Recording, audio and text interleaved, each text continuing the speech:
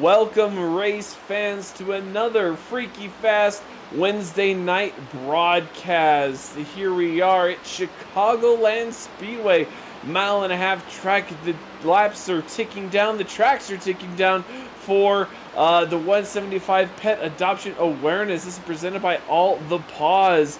And here we are with the Wicked Racing League on a Wednesday night. Another mile-and-a-half track, but here we are on the last half of the regular season. It is I, Carl Pooler, in the booth with Zach Hall, Robert Moyer Jr. producing as always. And Zach, here we are at Chicagoland. You really can say there's no kind of straightaway at all at this mile-and-a-half track. Yeah, definitely not, Carl. Is this track here got that curved back straightaway and also that D-shaped front straightaway, so adds to a little bit of exaggeration of how you got to drive this car here at this racetrack, and it actually adds to some pretty good character in my opinion of how the corners lay out. So Chicagoland's gonna be fun here tonight on this bumpy old surface, and that's the one thing I love about iRacing, man. This is I get the feels when I start thinking about Chicagoland and what this track maybe his future might become. But this is the beauty of iRacing here is tonight we're going to be able to race here virtually on this racetrack and be able to, really cherish this legacy because this is a great racetrack. It is a great racetrack, Zach, and talking about legacy as we wrap up practice here on a Wednesday night, seeing the 7 of Alex Coffey go out for his qualifying lap. North Wilkesboro is coming back and is, in fact, hosting the All-Star Race for 2023, and some people can say that iRacing is to really thank for that, scanning that track, getting that track revitalized, and bringing attention there, and here we are, plans in the real life for making this happen, and iRacing can be a huge help in that event coming to life. So here we are at Chicagoland. Maybe you never know what could happen here at this track. You're very right, Carl, and yeah, that's what we could hope for, man. iRacing brings together the racing community with the sim racing community here, so definitely a beautiful thing to see. And a track like this, I can't wait to see what these guys can put on a show. And you alluded to it a little bit. We're about to come to the end of our regular season here. We got Chicagoland, of course, tonight. We got Talladega next week, Sonoma, and then Las Vegas to end out our regular season. So 4 tough tracks, but we'll see who's be able to put themselves in positions to battle for a championship. An interesting point to put on that schedule, Zach. Talladega next week, Super Speedway, 2.66 miles. They're going to be nose to tail, and they're going to be trying to get the draft. Then there's Sonoma the week after that. A road course, right turns, left turns, uphill, downhill. That's going to be crazy to watch and see. And then to wrap it all up in Vegas is an iconic track, really. Just how that track has really aged and developed, the tire wear, the strategy that track has become involved in. Is these next few races are going to be tough for these racers, and especially for the racers on that cut line. Definitely, the top 12 is what's going to be making those playoffs, and those top 12 drivers are going to be feeling definitely pressure coming into these final 4 races. It's a very close battle all the way down throughout the field, so anything is available. The drivers who do have wins that kind of feel comfortable right now or do feel locked in, of course, is Gavin Rogers there with his 3 wins. Alex Coffey's going to have 2. You're going to have 1 wheel for Stephen Borbell. You're also going to have Mason Hossman, his win there at Watkins Glen, and then a win also for TJ Roberts. So a couple of 5 drivers there locked in due to wins. And that means Jimmy Kubinek is going to be on that line for points. And we've seen flashes of Jimmy Kubinek show some speed, show some pace, and be able to at least get into the top 5, top 10. But here at Chicagoland, the strategy is going to be key. We have 3 laps tonight, 3 stages tonight. Lap 50, lap 100, and then the final stage is a whole 100 laps. As we see Shade there spinning out, trying to make the pit road at the end of his qualifying lap. But with these 3 stages and 80% fuel load, Zach, will they be able to go the entire stage without pitting? That's a very good question, Carl. That's what we're going to have to find out here at some point. 80% fuel load is going to make it tough. I mean, 50 laps here around this racetrack with the 80% fuel load is not very likely, in my opinion. It's going to be right on the edge, maybe 45 to about 5 laps short there. So we're going to have to see how it plays out here. But right now in qualifying, some fast times being turned, and drivers who already won this season, TJ Roberts on top of the board. And that is actually really impressive considering the laps that were being turned in practice. Alice Coffey was able to turn 30.5 really and was really screaming around this track. As we see, it looks like I think that's the 11 of Perez D'Amico. Try to get his lap and he's taking that high line. Zach, we were talking about it before the race. This track has the tendency of being a multi-lane racetrack, especially here at night. The track is cooler, you have a little more grip, especially up in that higher line. That may prove useful as we see the 17 out on track trying to get his qualifying lap in.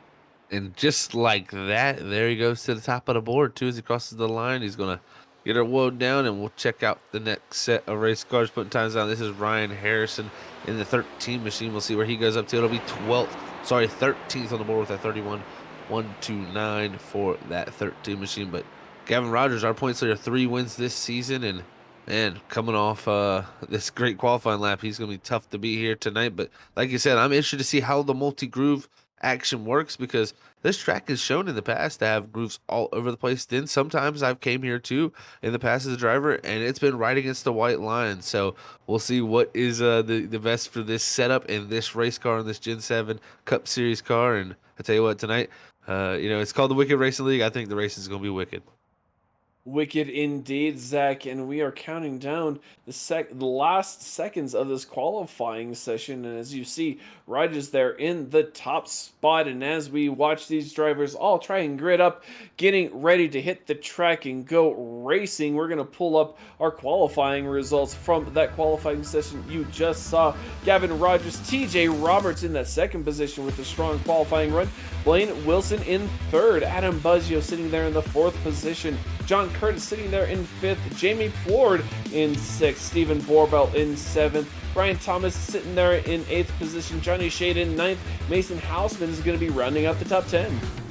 In the 11th position, it's going to be Stephen T. Cole.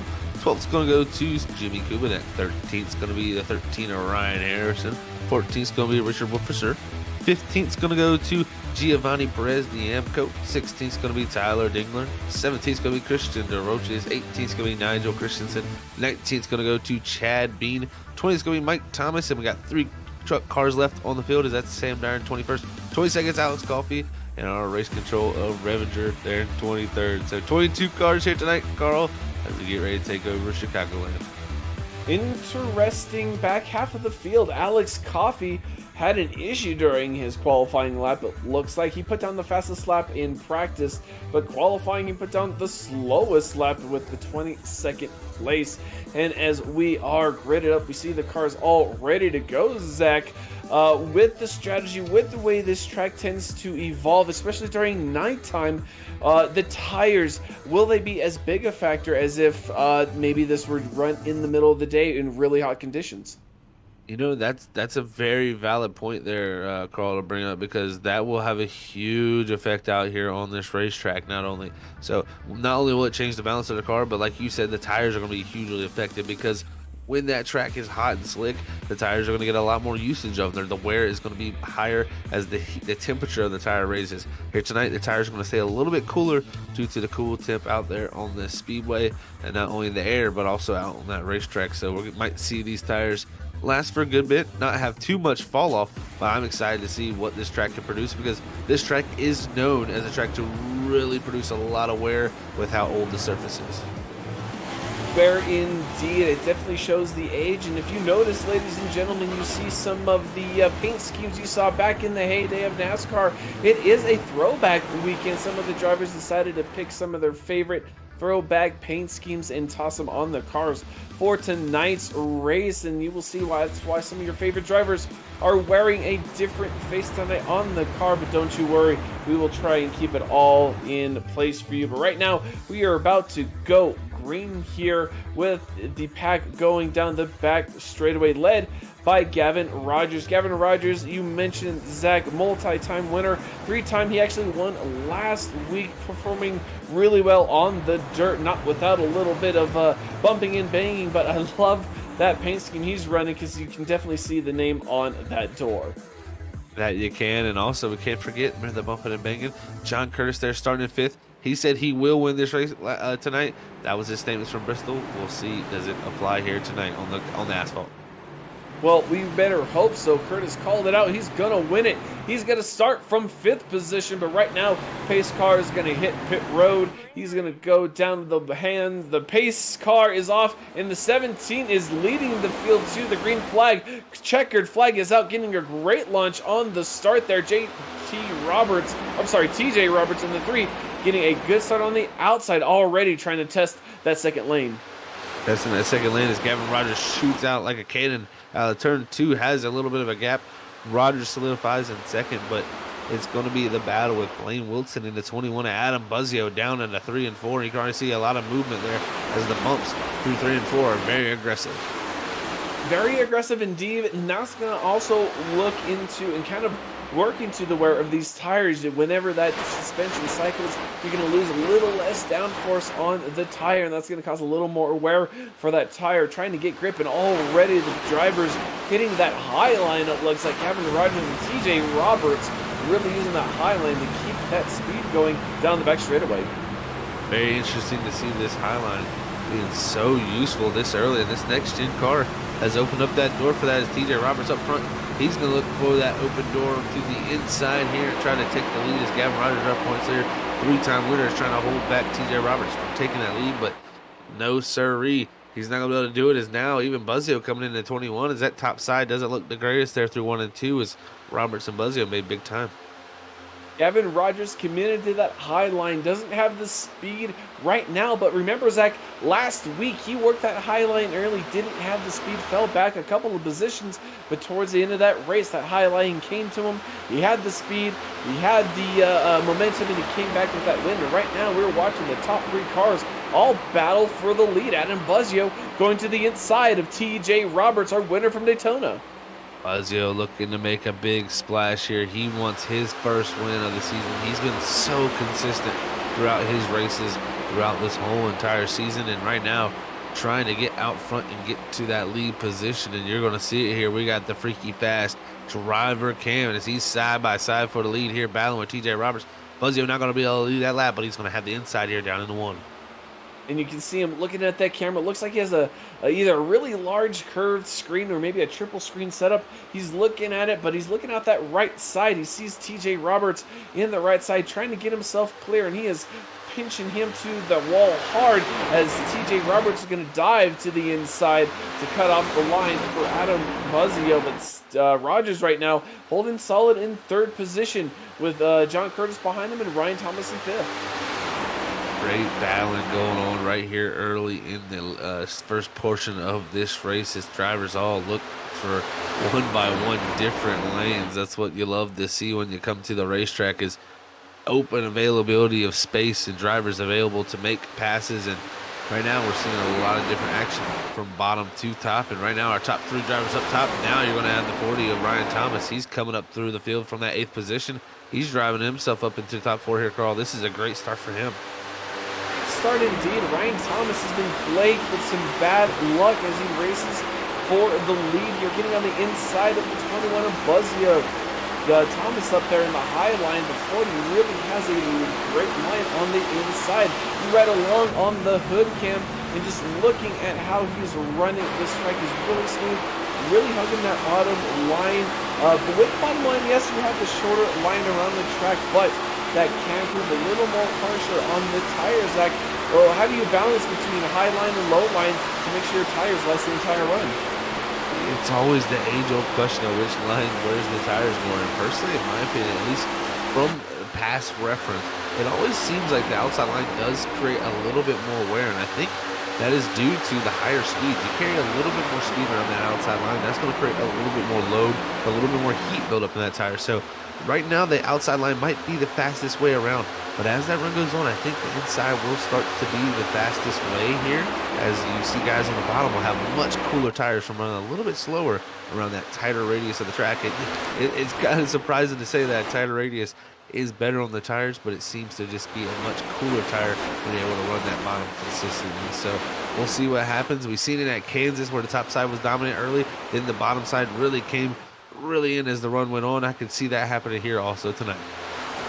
Definitely, indeed, we see a lot of drivers hugging that top line. Jamie Plord there in the 38. He is running pretty solid in the 6th position. Qualified 6, hasn't lost any positions. 29 years old.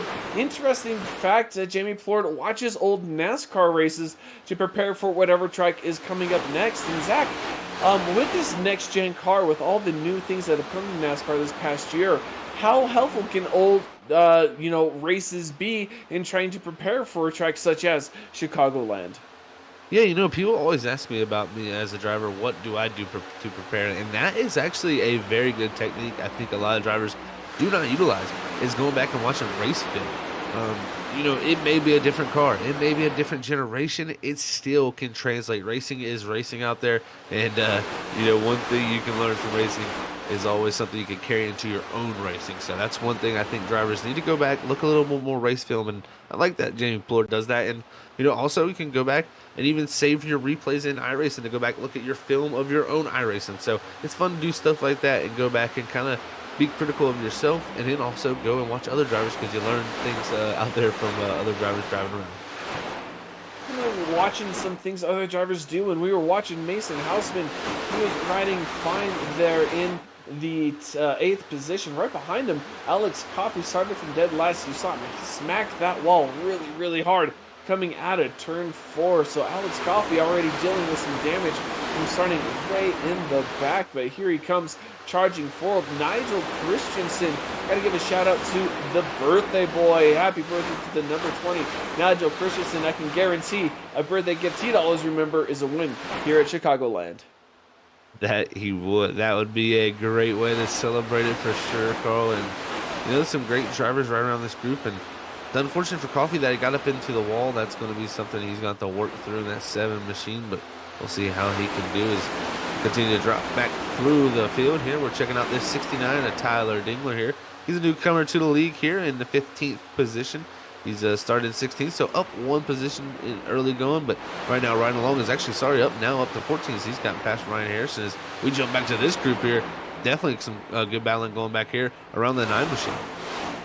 Richard Wolseforth there in the 56, really kind of struggling with that car, but a sharp looking paint scheme as you can see, but definitely struggling as he's going to be taken 3 wide down the middle, being passed by Perez D'Amico and the 1 of Mike Thomas, it looks like. So he is definitely struggling with the handling of that car early on in this run, as we are 15 laps down into the 50-lap stage 1 here at Chicagoland in Juliet, Illinois. 96, Steve Cole running at the tail end, but Zach, he ran a 31.3 in practice, or has run a 31.3 best here, and as he runs, you can see him pass the 56, getting a run on the 11. How much does it help you maybe starting at the back, trying to learn your car a little bit, and maybe save it for maybe a run later in the stage? I think it's a great idea personally. If you already have, a farther back starting position, mid pack pretty much around that 11th spot where Cole almost there is the contact up above him, and that is going to bring out the yellow as Mike Thomas had contact to the 1 machine there, and I believe that was from Giovanni Perez D'Amico. But that's going to bring out the first caution of this evening in stage number 1 here on lap 16. Is we've seen that one there live. Looks like the 11 just into the back of the 1. And right here at this point of the stage, the tires are warmed up. We're going to have maybe a cold cycle on their hands. And maybe this could also bring them into that fuel save mode where they can maybe try and save enough fuel to get to the stage. But we will only see as we pace around lap 17, depending on the tire, where we only have a limited set of tires for this race. And it'd be hard to say coming in this early, would anyone really benefit later on in the run? That is a good question to ask. And, with 5 sets of tires, like you said there, 4 in pit road, I don't know if you want to be burning a set here already 100 and 175 lap race. I think you might see some guys come down and maybe just top off the fuel. You're going to see Ryan Thomas here stay out, but I think a lot of guys here, you may see a lot of no tire changes, but you may see a few actually take that risk there of wasting a set. Oh, and look at this busy pit road for all except the 40 of our leader right now, the Ryan Thomas. He is going to stay out and take the lead and lead a lap, get those points. Ryan Thomas definitely trying to make a deeper run into the playoffs, and it looks like that is the 42 as well. And I think that's Sam Dyer. He was a lap down, but he's going to stay on the track and try and gain more positions, maybe even get on the lead lap. Yeah, that's good for him there. As that'll be the lucky dog there for that 42 machine and get him back on that lead lap position. And right here, a lot of drivers still on pit road, and I think I seen a few drivers actually making some tire changes. So surprising calls from a few, but I think majority of this field here, I don't think we've seen too many tire changes there. And yeah, it looks like maybe the first car for to get actually tires is the 38 Jamie Plor, the 29-year-old we were just talking about. Getting tires early on in the run. And unlike real life, Zach, you can't just glue up those tires, put some new nuts on there, and make them run. You once you use a set, you use a set. So this is an interesting strategy coming from the 38. Definitely an interesting strategy, and yeah, that's the thing. That is the thing. We cannot use a scuffed set of tires. Once it's used and taken off the car, that tire is non-existent. You can pretty much throw that thing away because you will not get any use out of it. So, yeah, you got to be very self-conscious of that. And Thomas, I think he likes to take the track position here to get out front, but we see the other guys take the fuel here to possibly feel more safe to get to that lap 50 stage here. As this caution is definitely going to help him out. Really going to help them out indeed, but right now, it really opens up the strategy for stage two, really. So if they got fuel, they should be fine, plus a little extra. I don't want to expect anyone to stay out at stage, but the less time you stay on pit road for fuel in these cars, the better. And with four tires, you never know what can happen. Four tires can always make you feel like Superman, I say out there on the racetrack. So if you have a set to burn, you'd like to save it there at a crucial time. So we'll see later in the race what comes down to that. But we'll see of the drivers who did take tires there, what they can do trying to come through the field with a little bit of wear on the tires up front. But I tell you, Thomas, this is very, very good for him there. Get him some bonus points there, leading laps here early in this race. Started in the 8th position, so really marched his way up. So great for him. And even Alex Coffey back there in the 9th position, maybe he got a little bit of work done on that fender possibly quickly. In the 40, Ryan Thomas showed some real speed early, right before the caution, really. He was on the inside of our leader, Adam Buzzio, was really going for it. But the caution came out for that contact between the 1 and 11 and made the caution come out. So him staying out is going to be really interesting with the fuel load. And with only 17 laps run, green flag laps, how much of a difference in weight does that make to the back end? Does it really matter this early on in the race? Personally, the difference he's going to feel is the balance. I mean, Thomas is going to feel exactly what the car would normally. This heat cycle will change a little bit of that balance with how the tires cool down here. But for TJ Roberts' example, Gavin Rogers, they're going to have more fuel in their car with older tires. It's actually going to loosen that car up and help them turn a little bit better, getting that rear end a little bit down and that spooler out there. So should help them out there a little bit if they're fighting any type of tightness. So we'll see what happens here, but Thomas going to lose to the grid. And here we go, race fans. The number 40 going through turn 3. Coming out of turn 4, the pace car, you see their lights are out. We are about to go green flag this lap. And right now you see Barney with the green flag in his hand, ready to wave it as the pace car makes the sharp left turn down pit lane, all in the hands of Ryan Thomas. And Ryan Thomas gets a great launch down the front straightaway as they fan out already down the front straightaway. 3 wide going into turn 3. Looks like they have a car in the infield. And that is Alex Coffey in the 7 machine. Big moment for him there. He went on the apron. I believe he was in a little bit of a checkup, so he dived down to the apron to miss it. And when he did, he really had a big mistake and a big wiggle, and it dropped him way back. And you'll see that 7 machine way back there in the back as the field fans out here as everybody trying to find grip as Thomas is trying to hold back Gavin Rogers.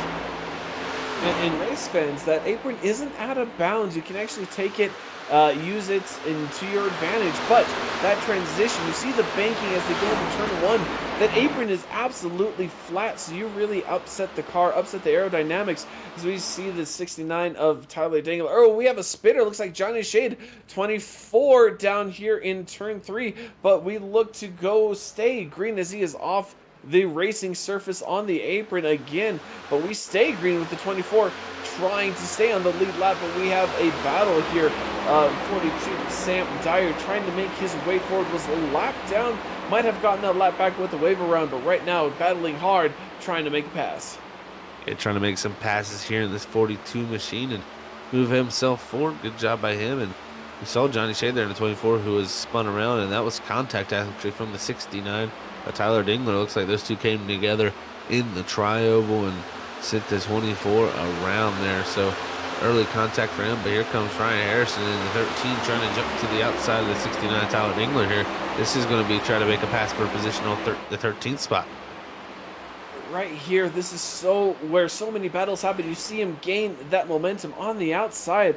Tyler Dangler cannot make it stick, cannot get the exit off the inside of the corner, and he's going to lose that position to the 13. So already a lot of moves going on really halfway through the stage.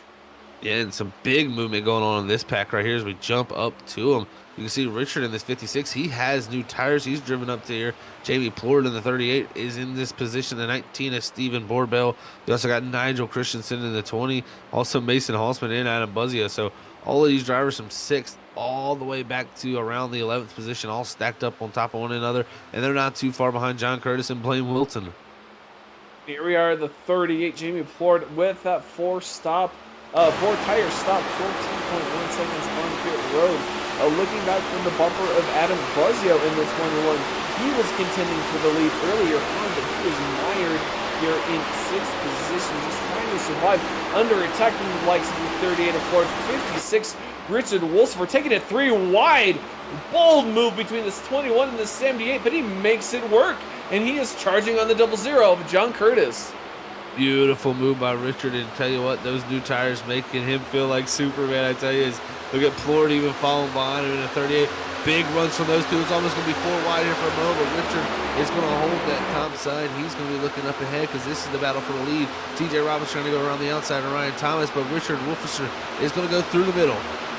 And there he goes. Battle for the lead, the 56 to the front with those new tires.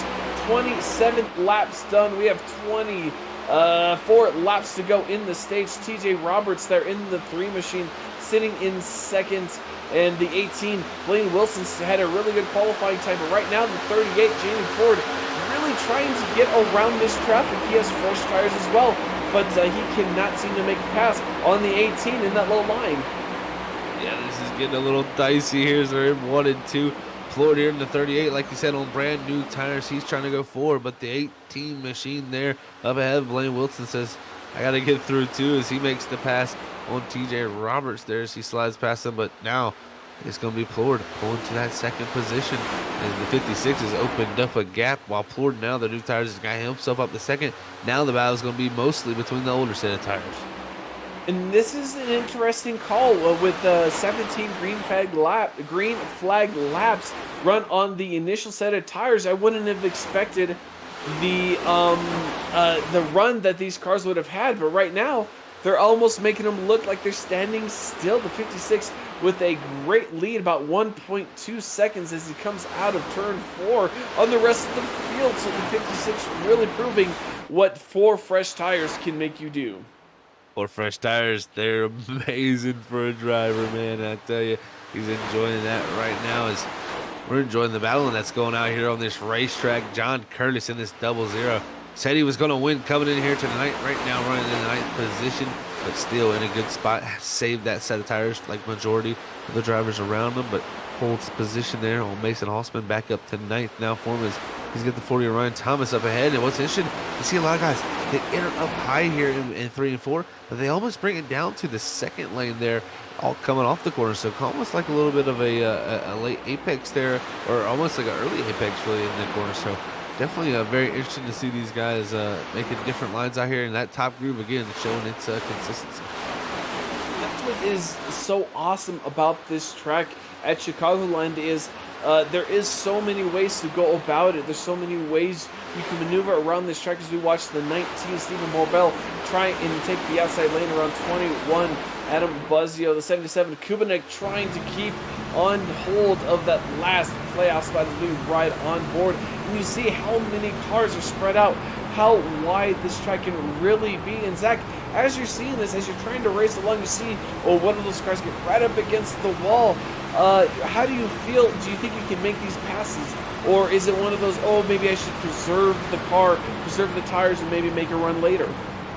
Well, you know, we're getting closer and closer to that stage. We're under 20 to go, and if you got these older tires, personally, you're in the position right now where you're just trying to hold station and beat these guys out that are on older tires around you. So this is just a pretty big battle between these guys for when that stage comes up, because they're going to want to be on the fresh set of tires when it all evens out. And you know, the guys up front who have took tires that you up there, they're going to have to take their second set there at that stage caution. They're going to be in a tougher position later in this race. And it's going to be very interesting. I feel like this might have been a points call. Right now, 10 points to Richard Wilson, who's currently sitting in the 18th position after last week's race on the dirt track at Bristol. He's definitely trying to make a dent in that point gap and make his way into the playoff. But as he makes the pass around 24, Johnny Shade to put him a lot down, he has really pulled away about 2.2 seconds in front of really Jamie Plord in the next car with 4 fresh tires. But Jimmy Kumanek trying to make a pass on the inside of Sam Dyer. Sam Dyer in the 42 getting into the wall. We're really struggling with that outside line. Jimmy Kumanek making that move. Yeah, definitely struggling a little bit with that outside line. Gets into the wall and gonna try to recover a little bit there in that 42 machine, but trying to dive back to the outside of that 17. And interesting to see the differences between the lines here, between all the drivers out there, but definitely coming down here with 15 laps to go the next time when Richard crosses the line. Like you said, Carl, he's opened up a nice gap for him, and this is what he'll need. He needs 10 bonus points to help move himself farther up those standings to try to have a chance to possibly be in the top 12 in those points. It's really interesting to see how this stage has progressed. The 56, the 38 leading this field of 1 and 2 respectively. The 13, Ryan Harrison up there as well in third position. The 18, Blaine Wilson qualified third up there in fourth. But then TJ Roberts qualified really well in second position. He's sitting almost 7 seconds behind the leader, and that's really the rest of the pack as well. So how this progresses is going to be really interesting with an extra set of tires in pit stall for all of these other guys. But with the new tires, you can say points are definitely valuable at this point. Yeah, that they are. And, you know, as we look at this battling going on here, it's so impressive to see really all throughout the field right there as they bow down the back straightaway here. Right behind this 40 machine, Ryan Thomas in the 8th position is Sam Dyer in the 42 looks to make a spot. Buzzio dropping back in the 21 as he goes through the middle. Now the 19, his teammate, a Borbell to the inside, and it was Curtis around the outside, 3 wide mode there for a moment. And great racing is all up in front of him. There's wrecking as it's Ryan Thomas in the 40. Head-on collision, second caution of the night. Oh, wow. In a blink of an eye, Zach, we have a caution on the front straightaway. Whatever it occurred in that tri-oval with a previous leader of this pack, the 40 of Brian Thomas. And here we're going to watch. Looks like we have one of the cars behind him. Oh, he just hits that apron, gets loose, tries to save it, snaps to the right on him. And just like that, Ryan Thomas is going to have to use that so valuable fast repair in the 77. Jimmy Kubanek dodging to the inside. What great wheelmanship from the 77 to avoid the 40. Huge moment for Kubanek. He doesn't want to be using that fast repair there because he's on that cut line coming in here tonight pretty much. So don't need to be using that, but Ryan Thomas hard hitting the wall. Definitely going to have to be using a fast repair. And the drivers who didn't want to see this caution, the 56, Richard Wolsifer, and the 38, Jamie Plord. Right now, that strategy kind of kind of maybe goes to the wayside. You may not want to pit right now, but if you do, whoever takes those four tires, we see maybe one, two takers on pit road, you will be vulnerable to those four fresh tires as we saw earlier.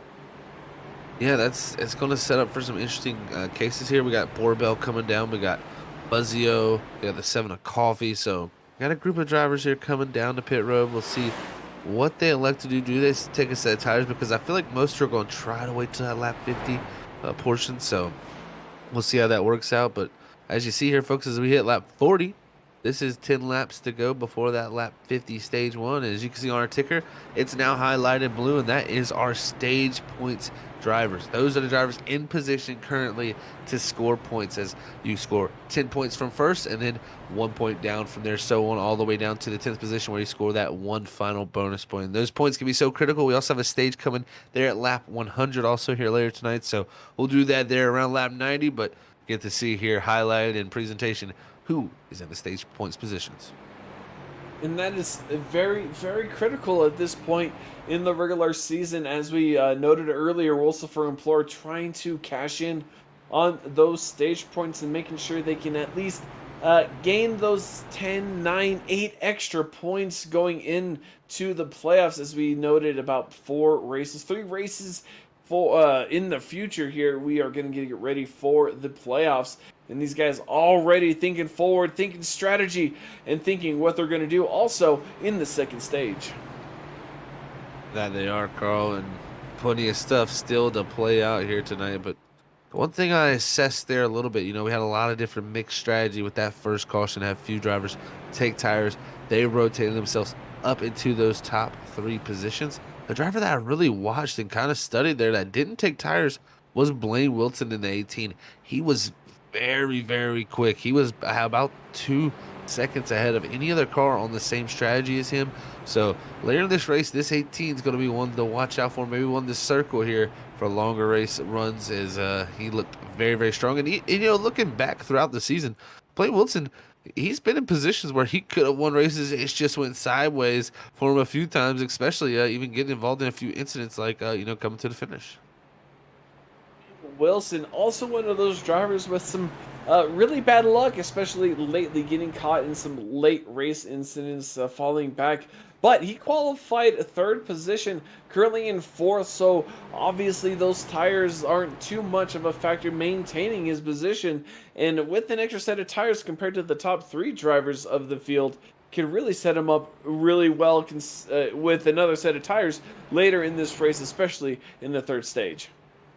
That it will set him up for a great position later in this race. And man, I tell you, he's going to be one to watch out for sure. TJ Roberts was looking good. Gavin Rogers as well in the 17.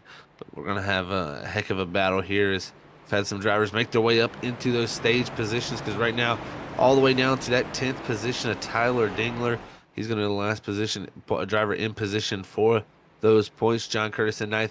8th's going to be Sam Dyer. 7th's going to go to Mason Halsman. 6th is going to be Gavin Rogers. 5th's going to be TJ Roberts.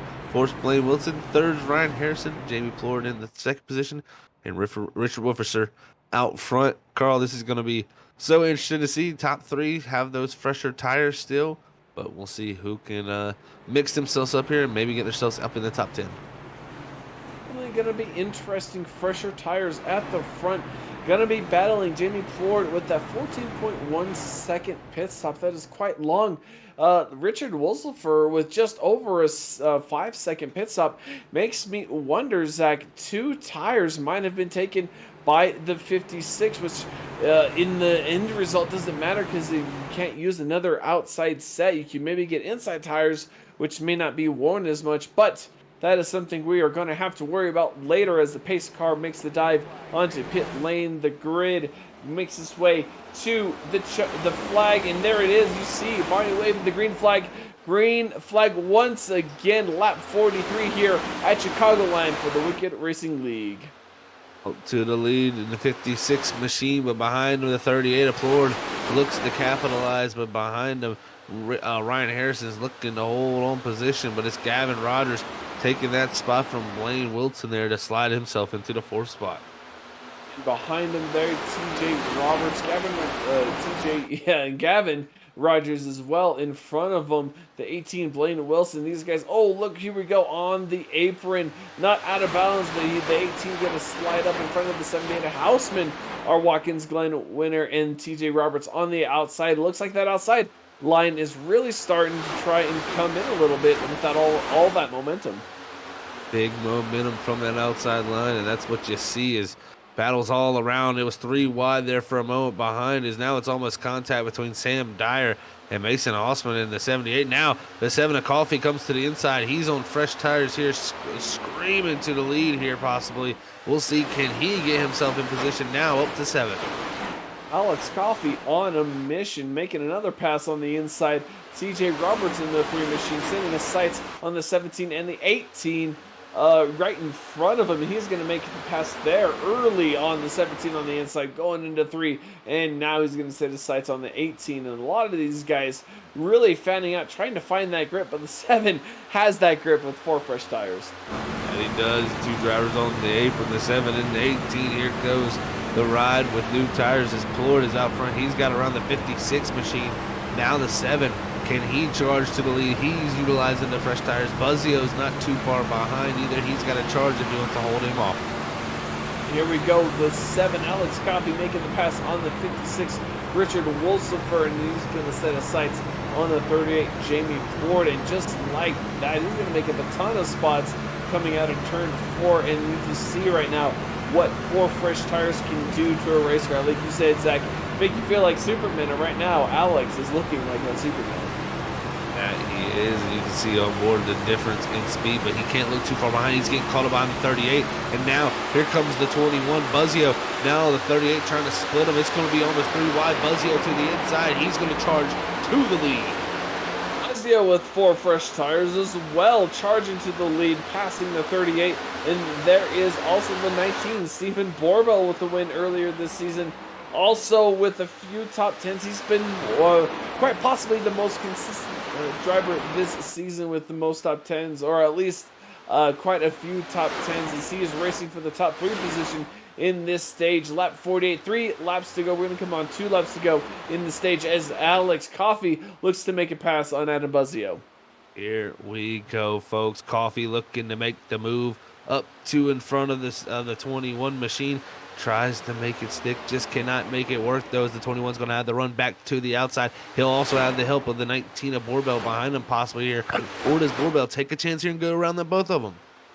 And here we go. The Borbell can't go anywhere. He's going to stick to the bottom line. Alex Coffey going to make the pass on Adam Buzzio, but Borbell hot on the bumper of the 21. He's going to take the low line as well, trying to make the fastest way, the shortest way around the track, but Adam Buzzio not giving up in that high line as he tries to pick up the draft of the Alex Coffey in front of him, but Stephen Borbell in the 19 can't quite make the pass stick. He may have to settle here for a 3rd position going into turn 1. Turn 1 and 2 already done. Can the 21 of Buzzio make something happen down the back straightaway? Not enough a run here. It's on that white flag lap for the stage. Buzzio jots high. The 7 goes low. Who's going to have to run to the line? I think the 7 of Coffee is going to have the position, and the brand new tires out front are going to win stage number 1 here tonight at the Chicagoland Speedway here for the Buttkicker. Comes here, says, oh man, Buzzio up into the wall there. That was some contact he definitely didn't want to take, as we wait for that top 10 drivers to come across the line here before we get our stage finishes. No stage call yet. Is finally that stage yellow there. It's into stage number 1 here, folks, here at the Wicked Racing League car, and some great racing there. Racing indeed. We saw the 7 get into the wall, the 21 of Adam Buzzio getting into the wall, trying to make the pass on the 19 Stephen Borbell, but it looks like it may work as Stephen Borbell should be in the 2nd position. Alex Coffey in 1st. Adam Buzzio riding out the top 3 positions. Jamie Plord doing really well in 4th position. Johnny Shade in 5th position. Blaine Wilson the 6th. Richard Wolfer falling down to 7th. We have Mike Thomas in 8th. Ryan Harrison in 9th, and Sam Dyer rounding out the stage points in 10th position. But ladies and gentlemen, don't worry, you won't miss a thing. We will go side by side. You won't miss a moment. Don't wait. We will come back here at Freaky Fast Broadcasting.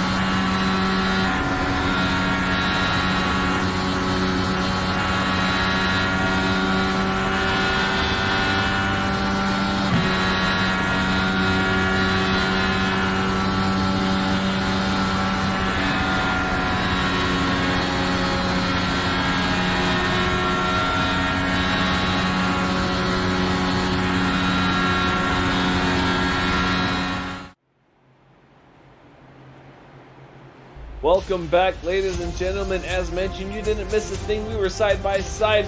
We just saw the conclusion of stage 1. Pit stop service for all the cars, 4 tires and fuel. A couple drivers using some strategy. Alex Coffey, Johnny Shade, Mike Thomas jumping to the front here, trying to use some strategy. to make it work, get him some stage points here in the second stage for the Wicked Racing League, brought to you by Buttkicker. And right now we are going green for stage 2, and there it is. The green flag is waving. Barney is working out that right arm as we go green, and Steven Borbell in the lead, followed hotly by Adam Buzzio in the 21, making that pass on the inside. Buzzio quickly out to the lead. Here comes Coffee, throwing up the inside in the 7 as Coffee looked to use another set of tires there in the 7 machine. So he's went and used another set, and it looks like some other drivers electing to maybe save a few so that have took it before. So this will be a little bit more mixed up again, but stage 2 going to lap 100. Here we are. We have the 19, Steven Borbell, 18, Blaine Wilson. We've talked about Blaine Wilson all night long. Adam Buzzio in that second position on the outside lane, trying to transition to the lower lane, trying to make the pass down the back straightaway. Will he have the momentum? It doesn't look like it, but the 18, Blaine Wilson, trying to make a pass on the 19 as well for third, as TJ Roberts sitting there in the 5th position. These guys are really battling out hard in the early stages of this stage.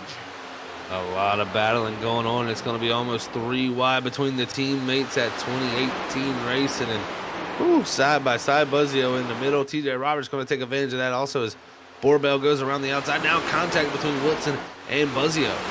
Oh, he turns him. Oh, there he is. Blaine Wilson taking out Gavin Rogers, our championship leader. Adam Buzzio, and they're going to collect more. 23, Christian DeRoche.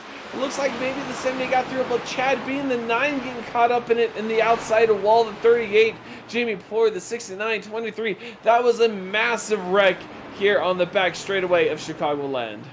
And that is going to be some fast repairs for a lot of folks out there. And Blaine Wilson bringing the 18 back to pit road after contact between him and teammate Buzzio, and it all kind of went sideways. They got 3 wide, made a little contact door to door on the back straightaway, and everybody went left and right. And I think we'll get to see here is the contact. Is I think the 21 was coming down, the 18 coming up. It was, everybody looking for some space, and Rogers there, I think, barely makes it through in the 17.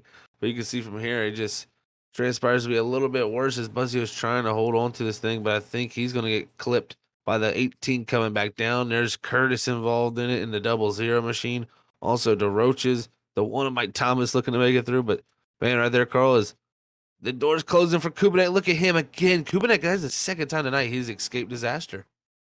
Kubinek better buy a lottery ticket after this night, because he has been able to avoid, just by the narrowest of margins, some of the wrecks. 13, Harrison, Chad Bean, and DeRoche all caught up in this. And Zach, that looks like a situation where the drivers might not have known that they were 3 wide. There was not enough space in between a lot of those drivers, and maybe just a lack of communication, something not syncing up right. But man, I don't know. They did not look like they knew they were 3 wide. Yeah, it's one of those moments where it just, it's almost like you get claustrophobic. You get stuck in the middle there, and you're kind of trying to give the guy on the outside room to make sure not to get up into him, but you're trying to make sure not to get down to the guy below you. And from there, if the guy below you doesn't know there's someone else above you, he could squeeze you up, and it just gets to be one of those moments where it's tough. And that's why they say 3 wide racing is dangerous, but it's definitely fun to see, and not fun for those guys is they're going to have to use some fast repairs to get those cars worked on probably and get them all fixed back up, but they should have that one in their back pocket. And as we're under this caution, you can see up there flashing on our ticker, it's our iRacing iFlag yellow right there, as it's telling you what is going on out there with the flag state out there on track. And you can go get your own iRacing iFlag virtual flag system with its 64 LEDs that lets you know when the yellow flag is out, when the green flag, if you're getting a black flag, or a blue flag if the leader's coming by, or if you need to know such other things as the meatball flag. So it lets you know that visual flag state. You can check out their iRacing digital pit board, and also you can pair that with your iRacing iFlag. So make sure you go check them out at iRacingIFlag.com, and then use our promo code FreakyFast2022 there to check out our iRacing iFlag yellow there. And we definitely appreciate our sponsors coming on board, letting us put on this fantastic display of racemanship here on Chicagoland with the Wicked Racing League Buttkicker Cup Series. A lot of these drives Definitely trying to come to a head here as we are lap 61, our fourth caution flag. And as a mile and a half track, it's kind of surprising we've seen the caution flags. Maybe it's just some of these drivers getting a little too comfortable with the three wide, how easy it can be. But when things tighten up, these drivers seem to maybe not take a little too much and not give enough, and that may be the cause of these three wide cautions here. Yeah, that caution there was just, good old racing that just kind of went a little bit sideways. So unfortunate for the drivers involved, but I think all of them will be happy that they got that fast repair to get their cars fixed and now have a shot to get back out there on this racetrack. But again, you don't want to be using it this early as it's only 61 laps into our 175 laps here tonight at the Chicagoland Speedway at the Wicked Racing League. And looks like here we go. Going to get them double filed back up, getting ready to restart them. And Alex Coffey up front, TJ Roberts there in second. Gavin Rogers luckily just barely making it through that. They're going to be in third. And, another driver barely made it through. They're going to be all the way up to seventh is Jimmy Kubinek. That's going to be good for him for points. Definitely good for him, but also good for the birthday boy, the 20, Nigel Christensen. Started in 18th position, is sitting up here in 8th, doing really well, conserving his tires, making some smart moves, and right now on the outside of the 77 of Jimmy Kubinek. And so both of these drivers right now are looking to gain some stage points, as we still have quite a bit of stage to go. But with this caution, again, they should be able to save enough fuel to the finish. Yeah, we'll see if they can get it done here to save that fuel to get to the end of the stage here at lap 100 minute stage. A little bit shorter too because that stage caution thrown there at 50. You got a few caution laps in there, so it's not 50 laps exactly. So should be a lot closer here, but we'll see how it works out as we're going to ride here with the birthday boy. We're going to ride here with Nigel Christensen. He is focused. He is ready. Both hands on the steering wheel. The green flag has dropped, and we are green flag racing again here at Chicagoland. And Nigel Christensen using that outside line right behind the 56 of Nigel Christensen, trying to move up early in this restart. He's going to get down low right behind the 77 of Kubinek, and already a caution. Looks like the 96 Steve Cole had an issue on that restart going into turn 1, and we are sideways. Also looks like the 40, Ryan Thomas, having issues as well. Yeah, I think Ryan Harris in the 13 might have got contact with that 96 there, and his fifth yellow of that night. And unfortunately for y'all folks out there, is we won't be triggered by that yellow there. So just can say Steve Cole got a little bump there from Ryan Harrison going for the inside move, and unfortunately 2 drivers going for 1 spot there on that restart did not work out, as under our 5th caution of the night here on lap 64. And these drivers have had a decent amount of practice through the week. They've been getting to understand a little bit more about the track and how it operates. But cautions, you don't quite practice as much with the lower practice fields. It's harder to get those cautions to really trigger. And really side by side, some of these racers starting to get a little more aggressive, as we're not even halfway through this race, but already feeling the pressure of those stage points, getting those points for the playoff run that they're trying, and already some cars making their way down pit road. And they are cars coming down pit road, and while we're under caution here, folks, this is a perfect time here to give a quick shout out to our merch out there. We got some new merchandise out there, and you should go check it out at Store Frontier at Freaky Fast Broadcasting. And we got that out there in our description out here for the YouTube channel, and also we're going to post a link out here in chat if anybody wants to go out there and check out our merchandise. And definitely some nice designs out there from Store Frontier. Has got our beautiful Freaky Fast logo, and man, I can tell you it's definitely high quality material that you definitely don't want to miss out on, and get yourself on your hands on some Freaky Fast merchandise. Get your hands on it. You know you love everything that you see. We can put your name on, put our name. You can do anything, sweaters, t-shirts, you name it, we can do it. Go take a look. You gotta give us some love, because we love putting this show on for you, love putting on this racing event. And as these guys slowly paced by turn 3 and 4, Zach. Tires may not have been such a big commodity as it was in stage 1 already. A couple cautions early on in this second stage. Yeah, I tell you, it doesn't seem to be. And right now, I think more people electing to do a little bit of different strategies, just staying out here. I think they've seen this race has had a little bit more cautions maybe than they think. So these drivers maybe feeling that effect of saying, hey, we don't want to put ourselves back there, maybe get involved in that. So let's keep ourselves up front in this track position. And I mean, that's kind of what Alex Coffey's done. He played that strategy of using the fresh tires to get himself up there at the end of the stage. Yes, he did use an extra set of tires compared to a lot of drivers around him, but he does have some great track position. And if this race keeps going, yellow, yellow like this, and these drivers don't pit and we get to the end of the stage, he will be in a good position still with tires coming down that last portion of the race. Another thing, Zach, I would like to mention is this is season 1 of a new league. All these drivers have been developing this chemistry, learning how they can drive each other, drive themselves, everything else. Could this also be maybe a learning situation for a lot of these drivers as we progress further along in this season? They're beginning to push each other and their competitors even harder during these racing events.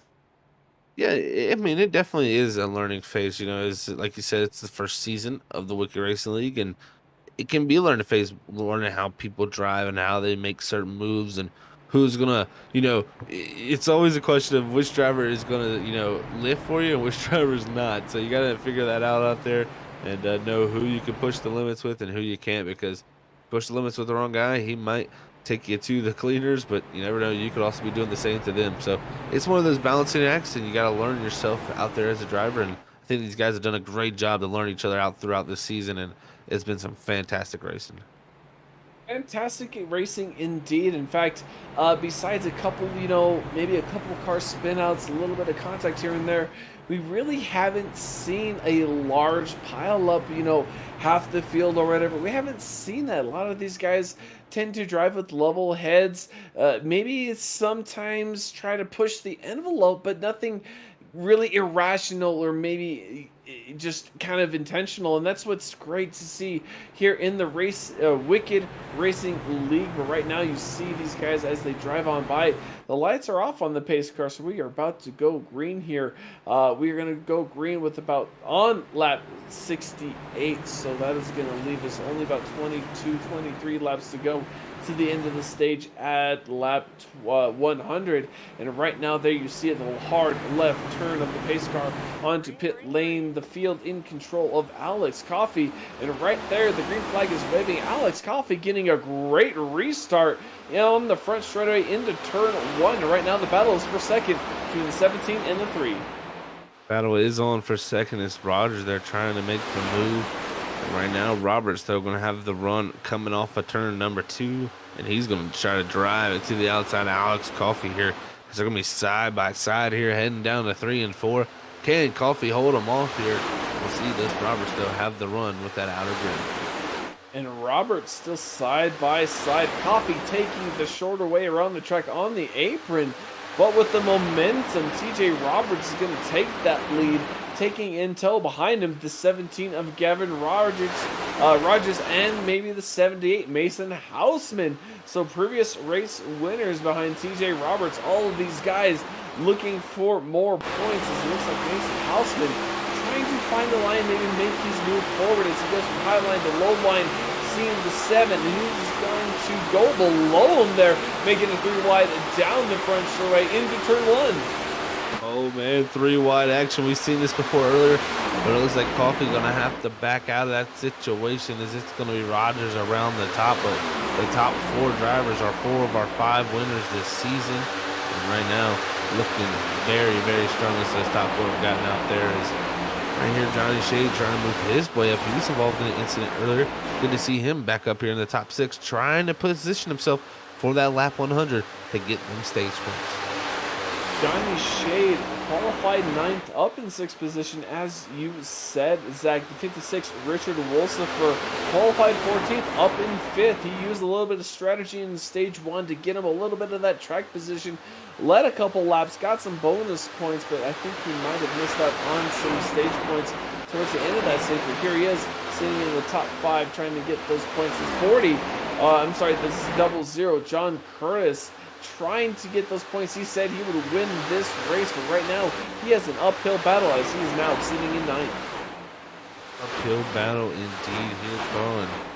Right now sitting right in front of Nigel Christensen, who has just took over that 9th position from Borbell. So we'll see what can happen of this group. Also got Buzzio back there behind Blaine Wilton. And these drivers were the ones involved in that caution there earlier, and right now still trying to rebound from that. As you see the 9 Chad Bean here, he's in that 15th position, directly ahead of Plord, who's actually looks like yeah, Plord looks like in the 38, dropping down the list here, so he goes back to 14th.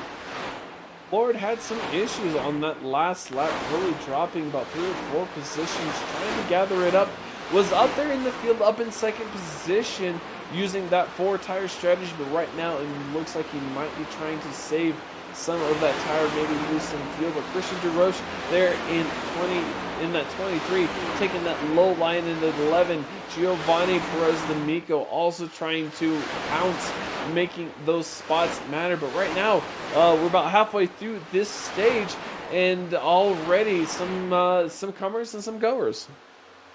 How we are seeing some comers and goers right now is we've seen that throughout the race. Now Kubinek going to go to the outside of the 56 of Richard here, who's got that track position earlier, taking those tires, and he's kept on to it. Is now going to slide up right in front of Kubinek. Kubinek there had a run possibly, but had to back out of that. But a great move there from the 56 to hold that spot of the shade right in front of him in 24. Right now, some great racing going on with this top 7. Great racing indeed, and these guys, you're really noticing them, how they fan out, how this multi-lane racing groove is really coming out here at Chicagoland, as all of these guys are really on top of each other, gonna make the moves. And as we see the 9 take the middle, the 18 on the inside, the 21 on the outside as he kind of scoots down, taking that middle lane. But you see how all these drivers are utilizing the entire track, all this, both the quote-unquote straightaways and the corners, trying to get any grip, any air that they can find. Yeah, you're looking for that air on the nose to try to find the grip, and right there being able to slot back behind them, but not able to find the grip he needs. Is right now Buzzio and Wilson continue their battle, but now Bean trying to go through the middle, just has to wiggle up the racetrack, just not enough speed for him. And that's just kind of the balance. You don't want to get too loose and, wear out that right rear. You don't want to spin yourself out, but at the same time, you want to push hard. You want to make the time. You want to keep up with the cars in front of you. And that's just the balance, Zach, of being in that position, trying to make those runs, trying to make those passes. The 9 is right there in the middle of this cluster of cars with Buzzio and Wilson, and trying to make the move. And there he goes in the middle lane. Chad Bean trying to make the middle line work, but doesn't look like it's going to happen as the 18 of Blaine Wilson goes up to him and tries to block. Man, some great racing going on back here around this 15th, this 13th, 12th, and 11th position, as drivers all mixing it up here, really making this interesting for us. As even up front, Hossman somehow in the 78 has got himself to the lead. It's our winner from Watkins Glen has got out to the front. Just crazy scenes here, as even now Rogers back there, he's battling with Coffee for 3rd. Was about to bring that up, Zach. The 78 making the pass to the lead. Alex Coffey might be succumbing to the speed of the 17. Gavin Rogers and Richard Wolf were standing there solid in 5th position, holding up the 77, but not having the speed to take down the 7 and the 17. But right now, Gavin Rogers is trying to utilize the middle to low lane, get that momentum, and both of these drivers entering a little high, exiting low, that late apex. As you mentioned, Zach, how much can that help you as a driver gain speed or maybe save those tires? It definitely can help a little bit if you do it right. It also can hurt the tires if you do it wrong. If you're over pushing that late apex, it really can hurt the stuff is up in front of him. I think we've seen a little bit of sparks coming off the wall because I think Halsman in the 78, he got into the wall and Roberts got around him for the lead. And there you see it, ladies and gentlemen, all of these drivers using all of the track, 100%, 110%, however you want to look at it, from the apron to the wall, trying to maximize the grip, maximize the effort from the car. And as you said, Zach, there is TJ Roberts taking the pass around the 78 for the lead. The 7, Alex Coffey, starting from the back of the pack, coming up here in third. 17, Gavin Rogers in fourth, and then Richard Wilson in fifth. JB Kubanek on that cut line for the playoffs in sixth position, so looking really good for some playoff points. But right now, the 17 trying to make the move on the second place of Mason Hausman. Here we go, 7 of Coffee trying to make the move on the 70 of Halsman, like you said there, Carl.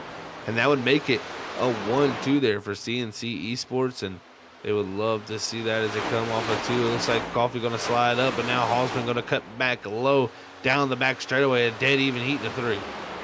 And Hausman make the inside line stick right here. We see the 7 take that middle line.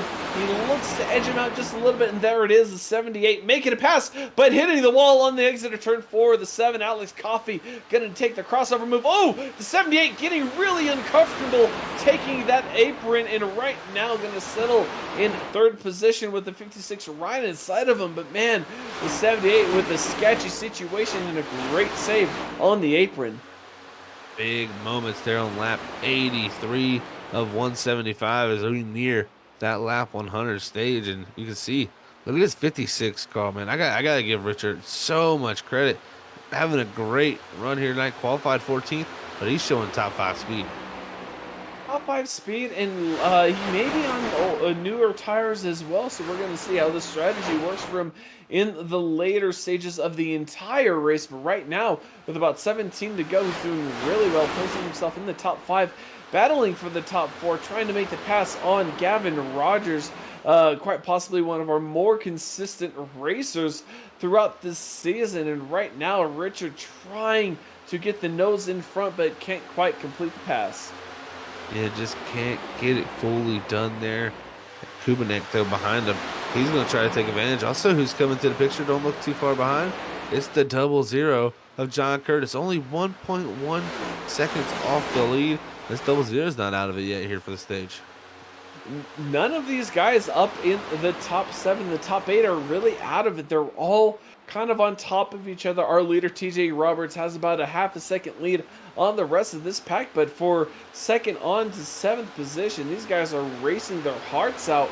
Lap 86 here out of 100 for stage 2, and all of these guys racing hard for these stage points, especially the 77 and the 56 looking to make a playoff run here in the next couple of races.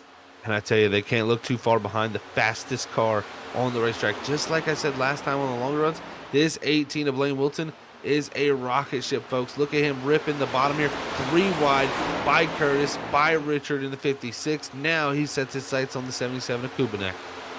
That's what I call a 2-for-1 deal there, Zach, because he got 2 positions in that one corner, and he made it look easy. He is on a tear, and Zach, it's really crazy. The last 2-3 races that he's going to get up close to the fender of the 77. Might have been contact, but we keep it straight and clean.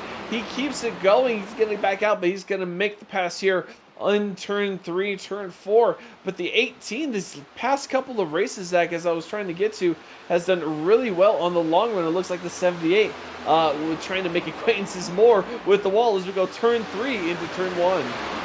3 wide, turn 1, Mason Halsman in the center. It's going to be Gavin Rogers up top. But look at the beautiful pass. It's Blaine Wilton in a moment's notice from the 8th position all the way to the 3rd spot. Now going to set his sights on Coffee, and not too far ahead, it'll be TJ Robertson. I tell you what, Wilson, like you said, he's had runs like this in the past few weeks. I look back to Kansas.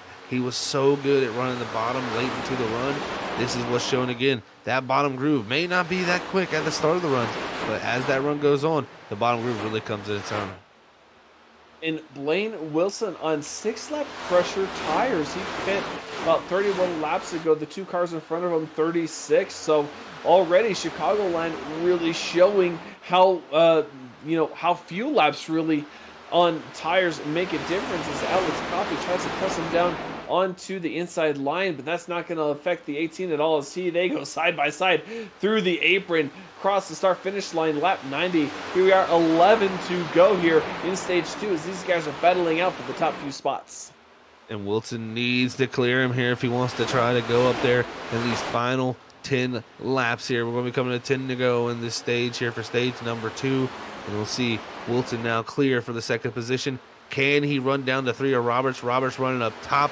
And as you see it there, it'll be coming to 10 to go in the stage. We pop up our stage points indicator, and you can see the 10 drivers highlighted in blue who are in stage points positions. And there you see kind of towards the bottom, Richard Wilson for number 56. He was 5th place just a couple of laps ago, and he was really pushing hard, trying to get those stage points. But Zach, that just goes to prove at a track such as this, you push it too hard, you burn those tires, you get them a little too hot, too quick, you lose that traction, you lose that track speed. And right now, it looks like that's what we may be seeing from the 56. But right now, 3 wide, Nigel Christensen on the inside. In the middle is Gavin Rogers, on the outside, Jimmy Kubinek. Jimmy Kubinek, we've been talking about it seemingly, Zach, all night long, staying in the top 10, getting those stage points and trying to really ensure his way into the playoffs. That he's doing is they're 3 wide here up front. It was Wilson who took the lead, but they're keeping the battle very fresh here as Rogers holding that middle line. Christensen on the very, very bottom there in the 20, but the 77 trying to work the top. Now they're going to squeeze. The 17 goes up the racetrack to cover off Curtis. Remember, those two got in it last week at Bristol. Could this come back to fruition here? Ooh, we will see, but it didn't sound like there was too many hurt feelings. They knew it was a dirt race. They knew it was Bristol, and you combine the two, and you definitely end up with a particular combination of kind of the mixture of emotions and everything. Here in Chicagoland, these guys are still racing hard, but racing clean. No bumps, no kind of bent fingers at all. These guys are really racing hard, trying to get to the top of these positions. And right now, you see they are still trying to utilize the apron, despite how treacherous we see it being to some of these drivers as the run goes on. Yeah, we see a few guys have that had time there on the apron, and definitely could have plagued them. But right here on goal with Christensen, he's been able to clear the drivers behind him, as you can see up front. It's Coffey in second now. Roberts back to third. Wilson up to first, but behind this group is still where the battle looms. It's Curtis in a 0-0 trying to make moves back there around the 9 of Chad Bean. Also, they're trying to break his way into the top 10 at the 56. Wolfser, he tries to hold on to that last position there as Borbell not too far behind, but it's coming to 5 to go this time instead. Here we go, and here we are riding behind C77. This is the John Curtis roof cam. You see him trying to really try hard. He promised he was going to win this race, and right now trying to make the pass for the 6th position around Kubinek with about 5 to go here in the stage. And right now, John Curtis maybe struggling earlier in this race. Now, would a possible change of day, night, maybe be an issue? Can you run better in the day versus the night? That you can. I mean, it can definitely fit your driving style differently, and just the balance of the car. It can overall change from night to day, the hot to cold, and it could have an effect here. But tell you what, it's not having an effect. This battle keeps up. Kubinek here holding off Curtis, but they got Rogers and Chad Bean here in this 9th position still, all stacked up. These four all on top of each other. If something happens, we might see a caution. This cluster of cars has been racing hard for about 5 laps, and they've really kind of come to a point and crosses over as we see the 0-0 try and take that position from the 77. The 17, Kubinek, the 17 of Rogers getting to the bumper of Kubinek. Might have had to pull out of that maneuver a little early, getting into the wall. Kubinek really trying to hold on to that position as the 17 of Gavin Rogers makes the pass on the 77 and is on the inside of the 9. Chad Bean into turn 1. Chad trying to take that outside line here late in the stage. Trying to use that outer groove to his advantage. He'll go around the 17. Rogers, really, first time we've seen him struggle all season long. This may be his first time he's felt this type of a pace drop off.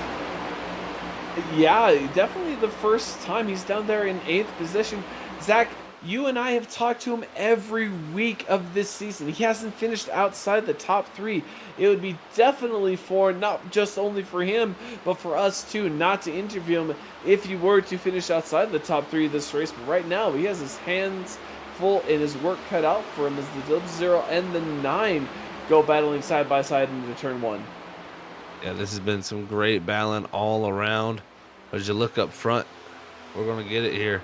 As they cross the line, it's going to be 1 to go here for stage number 2. And Wilson, he's done a fantastic job. Has had a little bit fresher tires, like you alluded to, Carl, but has been very, very consistent once he's got out front here.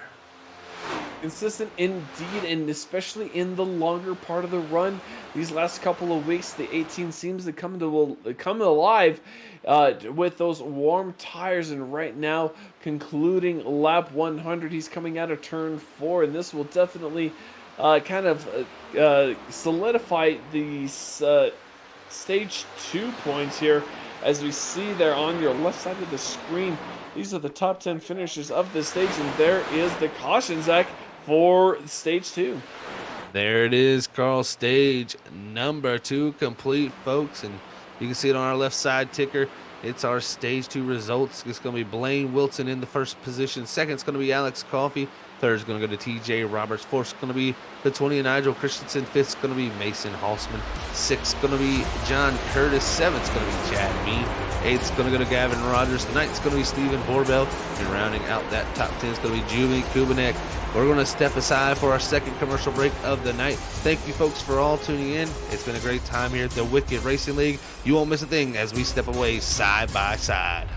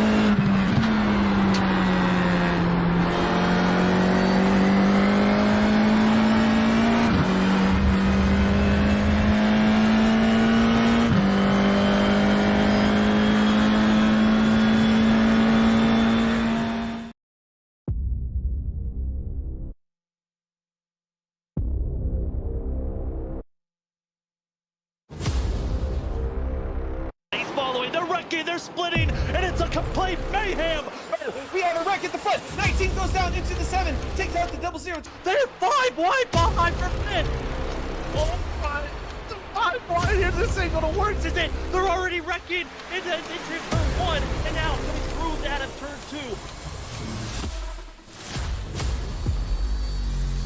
This is it, the Daytona. Oh no, they're wrecking contact. Sets gets into the wall, gonna be scattering on the outside. Drivers on the apron, drivers coming out of nowhere. Edison on the outside, trying to get the win. And it's William Edison stealing it at the line. Into the wall, the 18 trying to block. 77 get into the 18. That leaves 3 to TJ Roberts. 17 to Gavin Rogers. three. Oh, TJ Roberts is going to steal the win here. What second fiddle so many times last season, Christopher Wade wins the Season 5 Daytona 200.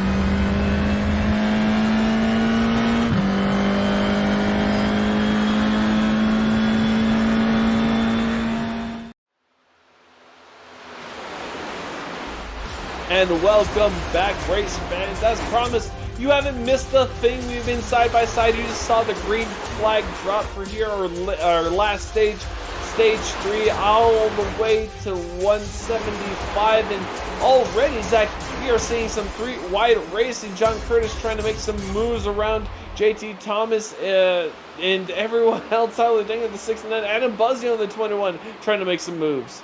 It's a whole list of names here trying to make moves. Everybody trying to. It's pretty much Wednesday night traffic here. Oh no, up ahead of him. I'm unsure. I think that was the 78 of Halsman. He goes from second all the way back to 11th there in a blink of an eye, and he continues to drop like a rock.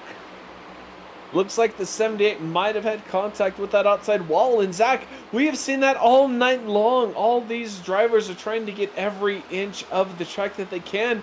And it's been taking them into that outside wall. And that might have been one of those situations where the 78 got a little bit into the wall a little too hard than he wanted. But as we see Tyler dangling the 69 getting overtaken by the 7 Alex Coffey, the 69 moving up to that 9th position. But Alex Coffey looking to take it away from him here early in the 3rd stage.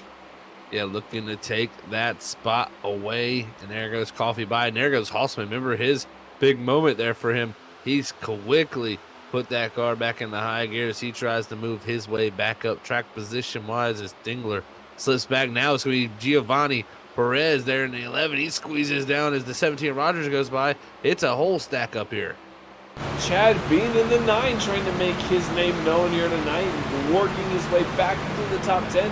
We've mentioned his name quite a few times tonight as he looks to make his way down low around Tyler Dangler for that other position. Tyler Dangler dropping down some positions here early in this stage, wondering if maybe he didn't quite get those tires right or something else is going on. But right now, Chad Bean making the pass and sending his sights also on Giovanni in front of him in the 11.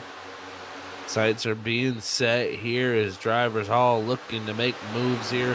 Stage points have been given out. It was Kubanek into 7. But Coffey both get into it there as they slam into the wall. And now Kubanek hard into the wall. I'm surprised that no towing so broke on that car. And I do think he does this. I could see a require flag pops up on that machine, he's going to head to 3 and 4 here. I think he's going to have a tough time turning this race car.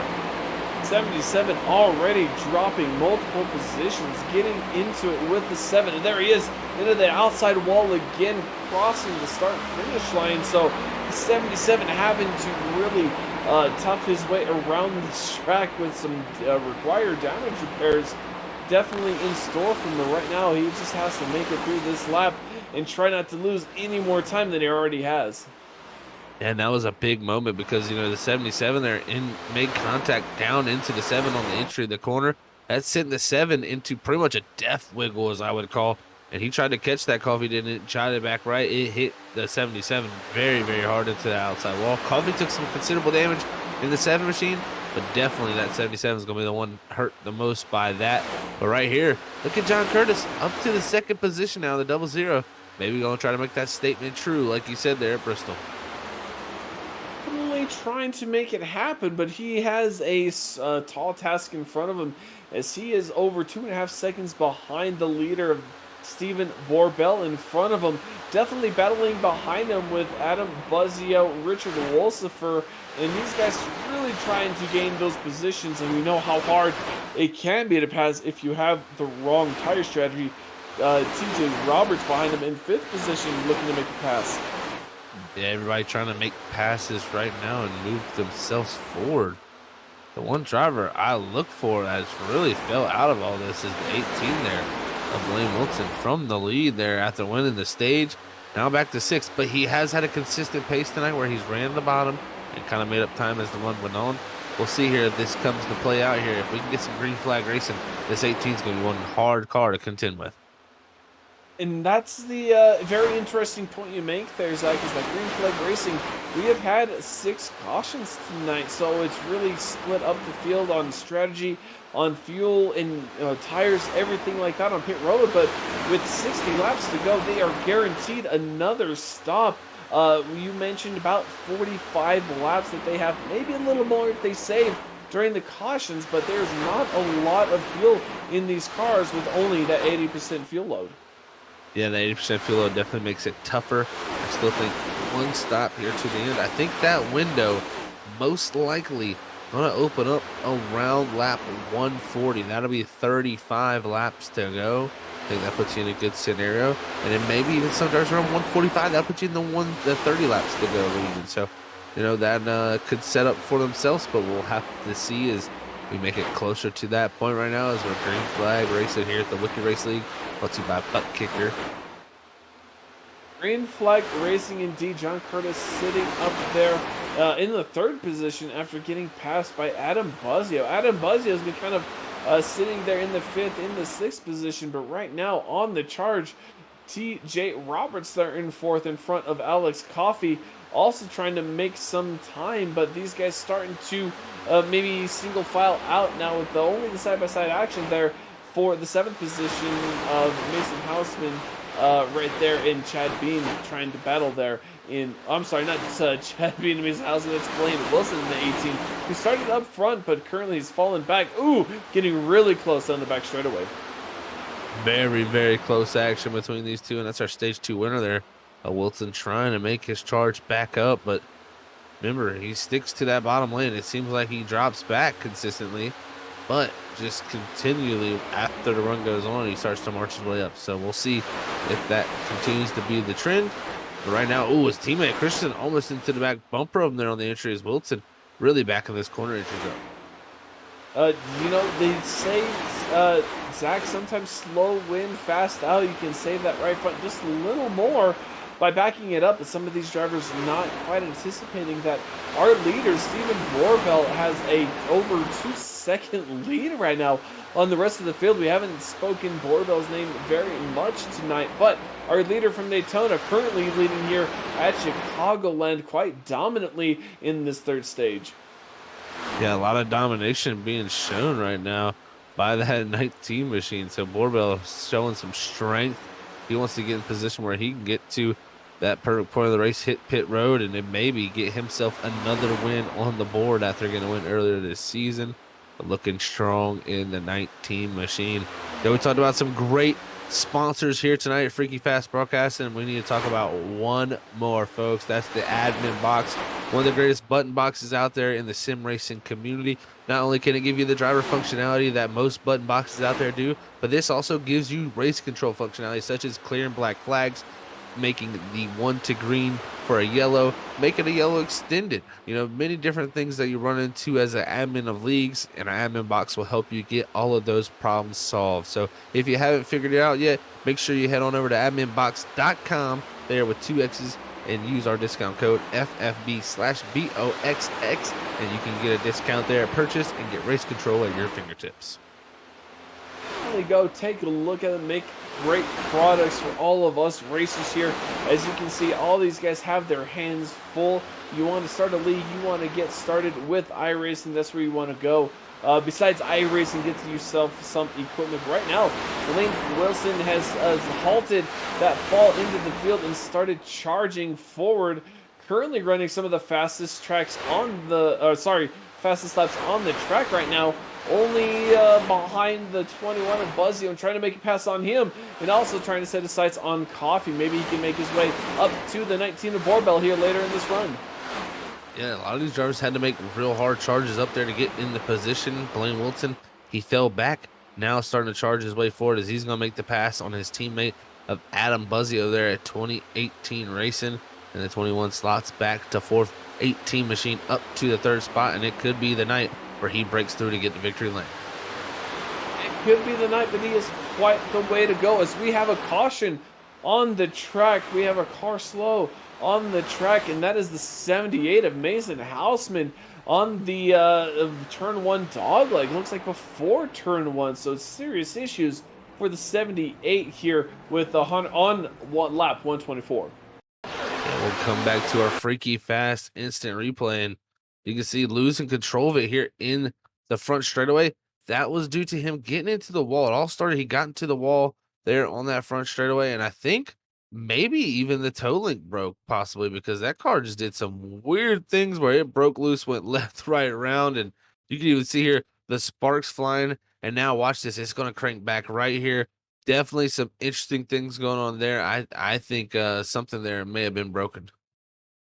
Broken, or, you know, Zach, this car has done some interesting things since its implementation of the service. So it looks like he can still turn, has a little bit of control over that right front as he still is turned left, trying to stay out of the field. So, you know, definitely some weird things, but this car definitely known for its sensitivity, being really sensitive to turns and corrections, as we see there on the 78, but that should definitely bring all our lead cars onto pit road.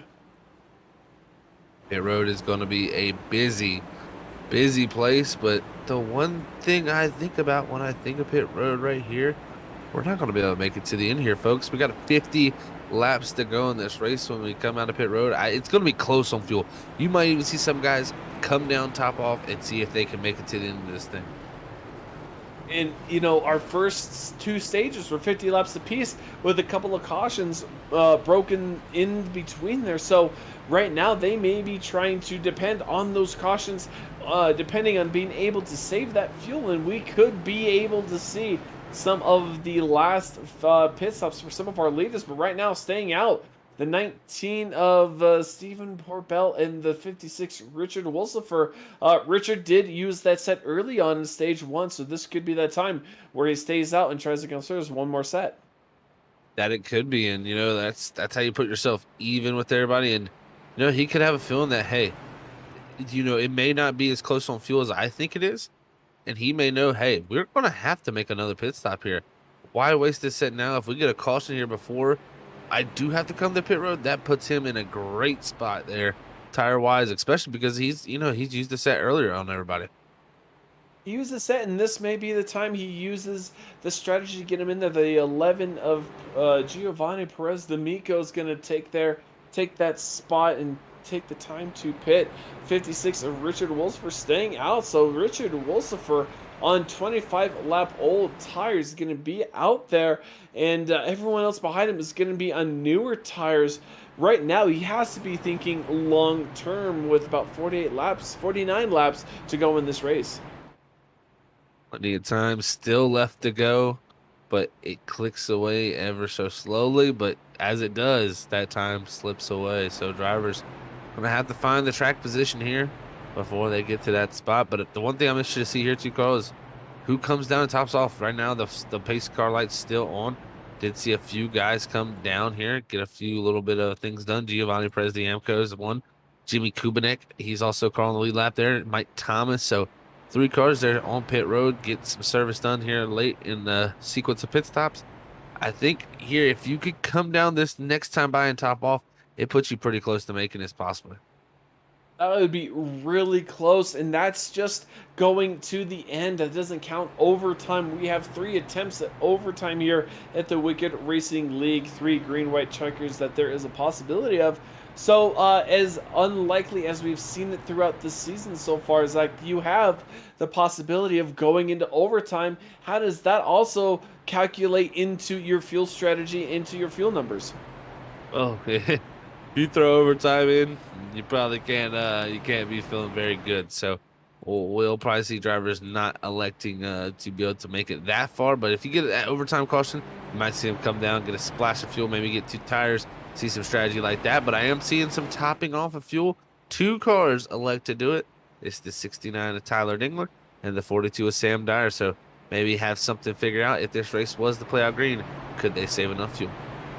And there it is, strategy trying to creep its way into this race. 48 laps to go.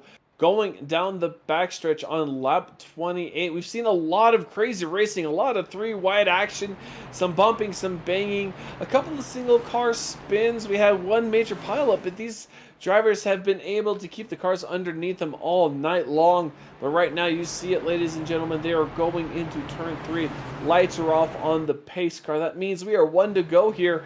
And as we are watching fresh tires versus old tires, the 56 showed us what he can do on those new tires earlier in the race, but now it's going to be up to the 7 as we are on board with him of Alex Coffey to see what those new tires can do versus 26 lap older tires. And right here, right now, we are going green at Chicagoland.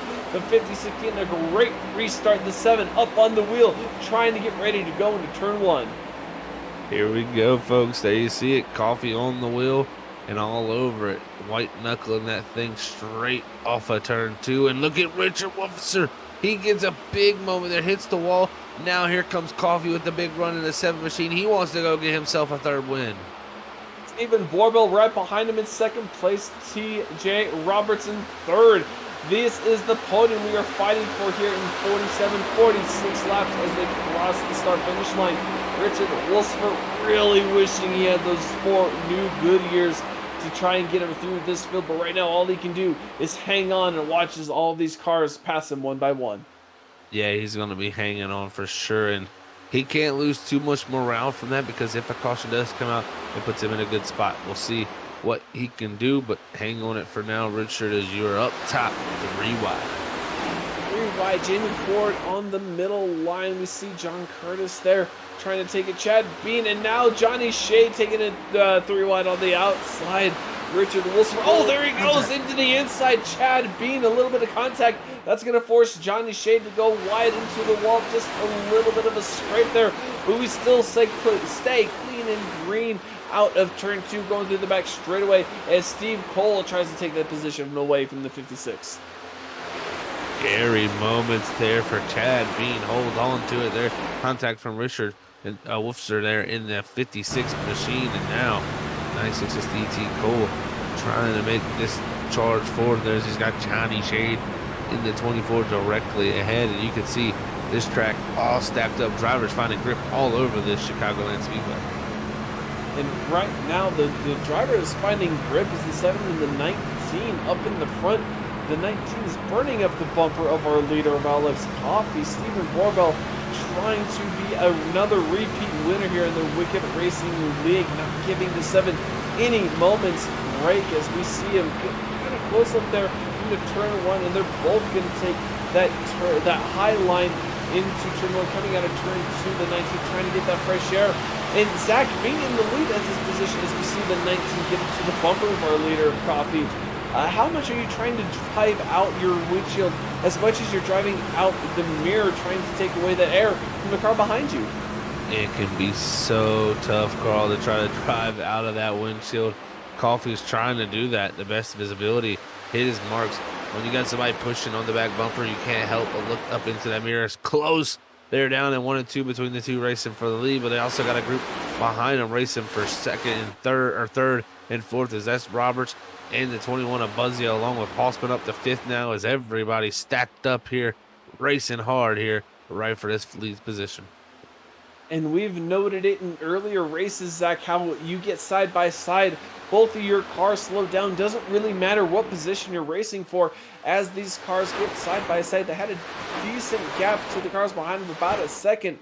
But that has now deteriorated into less than a couple of car lengths. They are still side by side fighting for the lead, and now they are 5-car battle almost for the lead. So this is getting really spicy, heating up really quick here. Chicagoland night racing under the lights as all these drivers are trying to race for that win. Man, it definitely is heating up here. The 19 still battling for the lead with the 7. Now the 3 coming into the picture. The 7 crosses back over. What a move from Coffee. That was in a blink of an eye. That could have been disaster, but they made it stick. Is now almost contact from Borbell as these guys battle up front. This is putting on a show.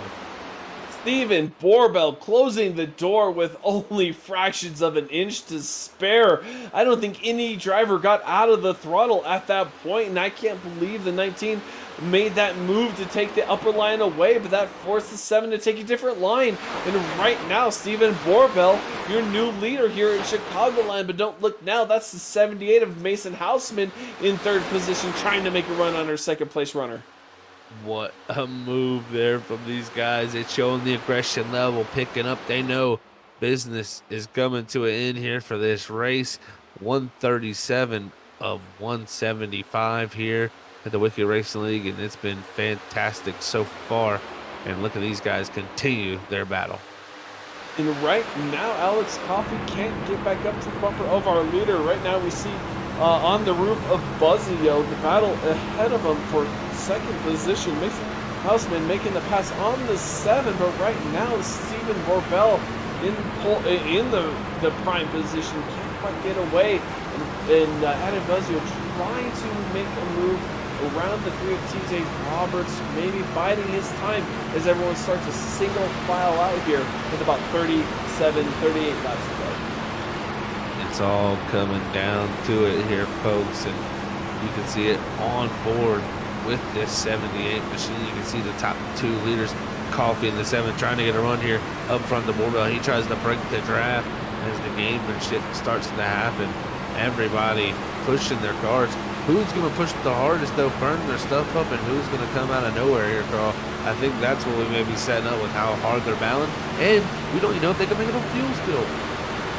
So many factors, Zach, that we have yet to calculate, and this may end up just like last week, where we had a newcomer breaking into the top 3, and it just so possibly can happen tonight here at Chicagoland, as this is the battle for the lead position. That Alex Coffey makes the pass into turn 3, makes it clean. Coming out of turn 4, takes the corner. And right now, 1, 2, 3 is right there, ladies and gentlemen. The 7, the 19, and the 78 of Houseman. Houseman trying to get some momentum on that high line.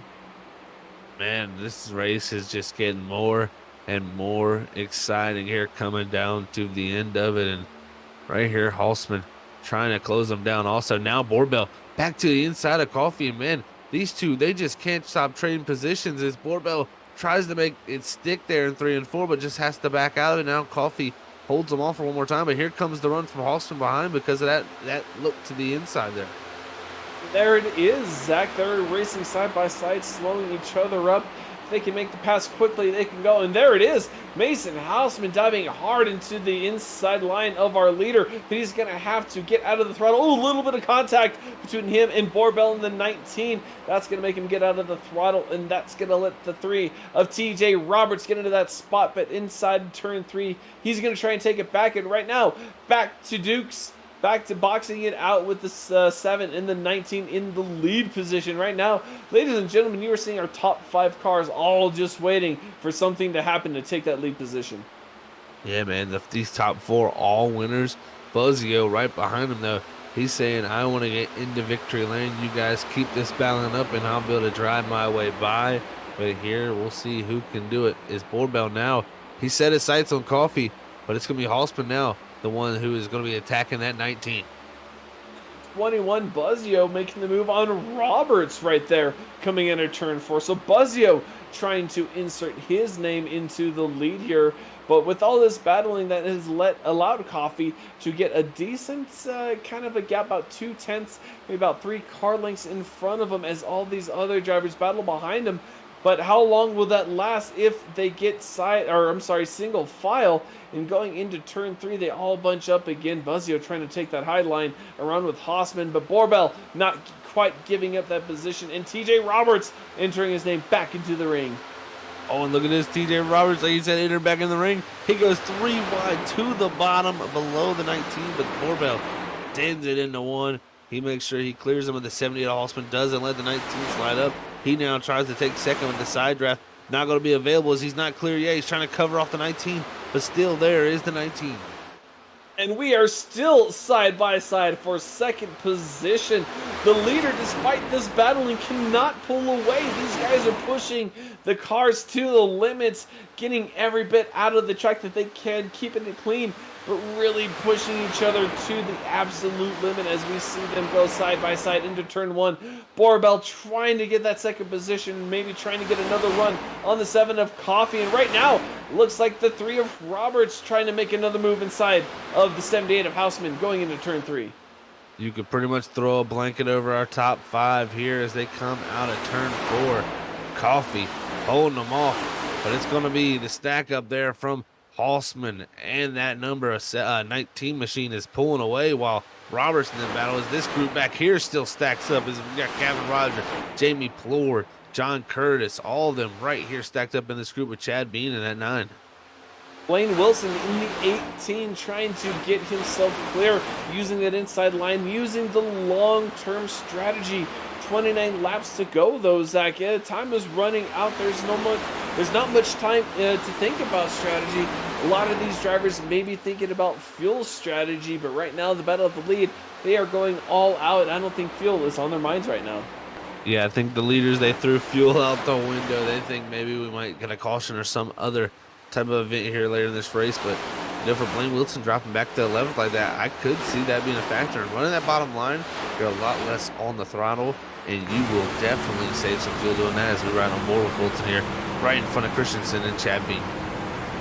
Christensen, Wilson, they have been a dynamic duo the last couple of races. We mentioned the long run speed that Wilson has had. Christensen, the birthday boy today, has had that run as well. He's definitely been really good on the longer run, being able to save those tires, use them later on in the race, get that grip, get that time on the later laps as the leaders kind of burn their stuff up. But right now, if they're going to make a move, they got to start now. Starting here, looks like all the way down in 8th and 9th position as these guys are just kind of sitting back watching the show in front of them.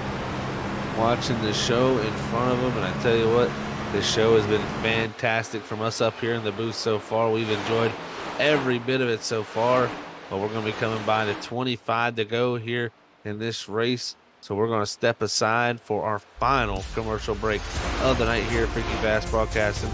It's been a great race so far. When we come back, it'll be our final 20 laps to see who is going to pull it off here tonight at the Chicagoland Speedway. It's been a fantastic one so far. Don't go anywhere, folks. We'll be right back. It's side by side here on Freaky Fast Broadcasting. Drivers, start your engines!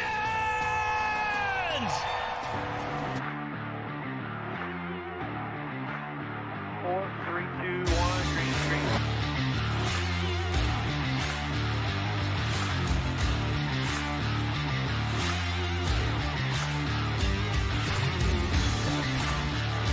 No lower grip whatsoever, up sideways everywhere.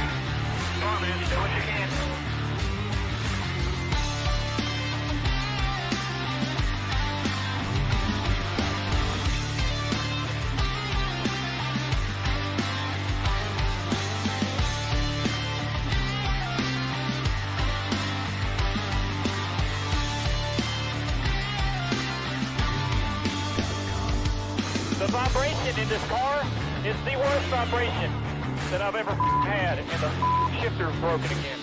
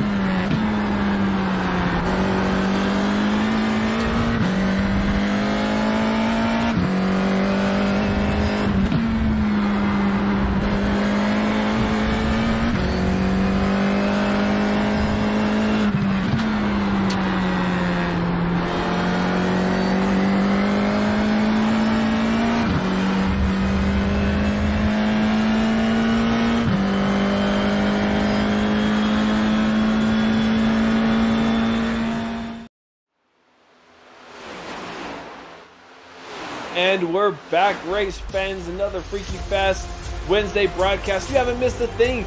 Right now, the 3 of TJ Roberts is making a charge on our leader, Alex Coffey. But Stephen Barbell in the 19 hasn't let off a bit. In the 21, Adam Buzzio really charging to get up to the front. So right now, our battle of 5 cars has turned to 4 as we see all of these drivers trying to vie for that top position. And I tell you what, don't look too far behind these top 4. Gavin Rogers, he's making an appearance. He's 17. He wants to be on the podium, and I wouldn't be surprised by that. Is actually, as I say that, unfortunately for him, I think he kind of is having some connection issues, but it seems like it's stable for the moment. Stable for the moment. That's all you need here on iRacing. So you can just get it figured out. Just 17 more laps. He will have a definite top 5 finish. But right here, Jamie Plord in the 38th position, running in 8th right now, trying to get around the couple cars in front of him, the 18 and another one in front, just trying to get his way. Blaine Wilson in front of him can't quite make the speed that he was making earlier. Nigel Christensen in the 20 as well. And right here, John Curtis, he is currently sitting in the 12th position. He made a bold prediction last week he was going to win this week, but right now definitely struggling with the handling on that car. Yeah, just not where John has wanted it, I think, man. So unfortunate for him this week, hasn't been able to come back and do what he said there at Bristol. But nonetheless, that 00, he's going to fight for a win somewhere else again later in this season, and it could very well come down to that championship race. So we'll have to see how that shakes out for him. But I can say, as I was saying, Rogers just was coming into the picture. He's lost connection to the server. That's like a mechanical failure for us here on Sim Racing, and that is so unfortunate to see for that driver. Going to be the first time he finishes outside the top 3 all season. It's going to be wild not talking to Gavin Rogers for the first time this season. It's like you mentioned it, and as we're riding along with Tyler Dangler, We see him just trying to maintain. A lot of these drivers already starting to get those green flag stops, getting early, maybe short pitting, trying to get those tires. I know the 56 Richard Wolsifer already tried that strategy, but right now Tyler Dangler sitting in the 15th position, just trying to hold on, maybe praying for that caution to come out. Yeah, they very well could be. And the thing is too is I don't know if they're really hoping for a caution, because are they sitting in the best position fuel wise? I'm wondering, because if this top group can't make it, if they have to hit pit road here in these final 14 laps of of this race, who is going to make it? These were the drivers that topped off the latest, was Tyler Dingler and Sam Dyer. So we'll see what they have here coming to 13 to go. But I tell you, I mean, the more and more these guys stay out, Carl, the more confident maybe they feel in making it. So we'll see, did someone up front save enough here by racing that fast? Well, now we're seeing Nigel Christensen, Blaine Wilson come into the picture. It used to be 4-5 car battle for the lead, but right now there are more coming to table, as it were, as we see this race evolving. 13 to go, and right now a really hot battle for that third position between Nigel Christensen and Stephen Barbell. Stephen Barbell pushed it hard earlier on, trying to maintain the lead, and right now there's only a couple cars in front of him. But Nigel Christensen, Blaine Wilson definitely using that long run speed to their advantage. Yeah, definitely trying to utilize that. And, they went very, very slow at the beginning of the run, ran the very, very bottom. Did they save enough fuel? And are we seeing these front runners up here, starting to try to pack off to save a little bit of fuel? Is this mind games being played? 12 laps to go, coming to 11 right here. This is anybody's game right here. Personally, in the top 8, if they can make it. And then if they start to have to hit pit road, the window opens up for so many different things. Buzzio to the inside of Coffee, gets tight off of 2. He's going to lose the momentum. Here comes Christensen. Oh, and there goes Christensen on the inside of Buzzio. That 21's going to stay to that high line going into 3. Coming out of 4, he's going to come down, maybe get a little bit of momentum, but Nigel Christensen in that number 20 Toyota going down to the apron, maintaining side by side with the 21. But right now that upper line has the momentum, has the edge, but going into the corner on the inside, side by side, door to door, the 20 and the 21 coming out of turn 2, fender to fender. That high side seems to have come in and now has the momentum. This is team-on-team battles here. CNC Esports up front. TJ Roberts, Alex Coffey, 1-2. Then from 3rd all the way back to 6th is 2018 racing with the 21, the 20, the 19, and the 18 all in formation. And right now, Buzzio is going to be the one attacking CNC Esports first. And there they are, trying to set their sights on the 7. Alex Coffey trying to hold off these drivers as well as TJ Roberts there in 3rd. They have a lap car in front of them, which looks like, I can't really tell, but the lap traffic looks like Christian DeRoche in the 23 causing some issues up here, but the 20, door to door with 21 of Buzzio. Alex Coffey trying to stay low around the lap car trying to stay out of the way, out of this battle, but the 23 caught in a really bad situation with all these cars stacked on top of each other. 8 laps to go. The Roach is sliding back. Yeah, definitely caught up right here in the middle of this battle, and you're seeing these guys stack up in 2018 racing, and now it's going to be led by Nigel Christensen, the birthday boy here, as he's up to that 3rd position. And great job by him there, and can he close it down? It's just going to be 7 to go here to Carl. And I tell you, I can't really tell no fuel saving from our leader. He's running the top, and if you're going to be fuel saving, you want to be running the shortest distance around this racetrack. Zach, 7 laps to go. I don't think any of these drivers are thinking about fuel and tires. Whatever happens, happens. And right now we're seeing the 18 Wilson go around the 21 of Buzzio. So right now, the 18 and 20 trying to make a charge of 20 on the bumper of Buzzio, our 2nd place car right now. Oh, there he goes. Going, taking the low line, going into turn 1, and now he's going to make that pass relatively easily and set his sights on the 3 of TJ Roberts. So with 6 laps to go here, the 18 and the 20 looking really strong on the long run. Here comes Nigel Christensen. Can he do it? Can he pull off the win on his birthday? That would be beautiful to see here. 6 laps to go, coming to 5 to go. He's going to have to track down TJ Roberts. But can he have enough time? Does he have enough pace? We'll have to see here as drivers bounce off the wall behind him. And now his teammates look to follow through. 3 wide behind him. It's going to be Coffee, Buzzio, and the 18 of Wilson. And here we go, and it looks like Coffee is going to prevail on the outside line with that momentum. That is going to make it the 21 and 18 kind of single file out. Have to gain that car back up, gain that run again. But right now, 5 to go, coming on 4 to go. We have really a very spread out field up here at the front now. Looks like all that battling TJ Roberts now has a half a second gap on the field, but now TJ Roberts is the 3 in the wall coming around 1 and 2. That is going to allow the 20 machine to get up there. So already our leaders are struggling with the handle on the car. The 20 sticking to the low line, coming on 3 to go. Here we go, Carl. This is what we've been waiting for. The 3 Roberts was in the wall pretty good there, and he couldn't just get out of it. It just seemed like it could never get out the wall. Lost a lot of time there to Christensen, but had a great 3 and 4. We'll see. Can he make it back up here in 1 and 2 this time? Christensen back to the bottom where he's looking for the clean air. 3 laps to go down the back straightaway. 8 laps to go down the back straightaway. 4/10 of a second gap between him and the leader. The low line again gets to within 2/10, and there it is, the move by the 3. Maybe not the line he wants to take, but right now taking away that line from the car he's trying to defend from. Zach, how hard can that be, trying to defend that line? It can be so tough, especially if it's not your preferred group. He's been running the top, now switches to the bottom to take the air away. 2 to go, the penultimate time out of turn number 2. They head down the back straightaway for 3 and 4 for the second to last time tonight. Can Christensen close it in here as we come to the white? And here it is, 2/10, 3 car lengths separate him and the leader. And as they come out of 4, Barney's waving the white flag. That is the Freaky Fast white flag. 1 lap to go here at Chicagoland for the Wicked Racing League. We are watching the battle between Nigel Christensen, the birthday boy, and TJ Roberts, our winner from Daytona. TJ Roberts is out of fuel. He is running out of steam. No fuel to make it to the end. That is going to give Nigel Christensen a go-ahead win here for the Wicked Racing League. He is going to go into turn 3 uncontested.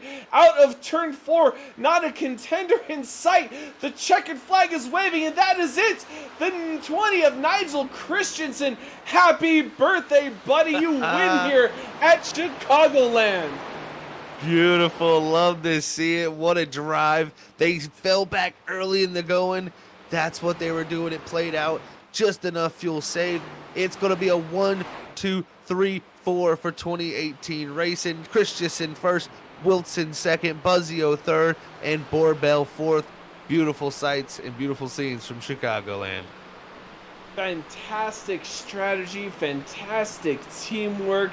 Nigel Christensen, soak it in, sir. You are a winner here for the Wicked Racing League. He's going to bring it to the start-finish line. He's going to get a nice congratulations from all of his teammates, and there it is. There's the burnout. There's the donuts. The 20 is going to burn it down. Ladies and gentlemen, don't you worry, because we will definitely be back here to talk to our top 3 finishers here at the Wicked Racing League. So we're going to take a step back. I'm going to catch my breath. You guys get your snacks, get your drinks, because when we come back, we're going to talk to our top 3 finishers.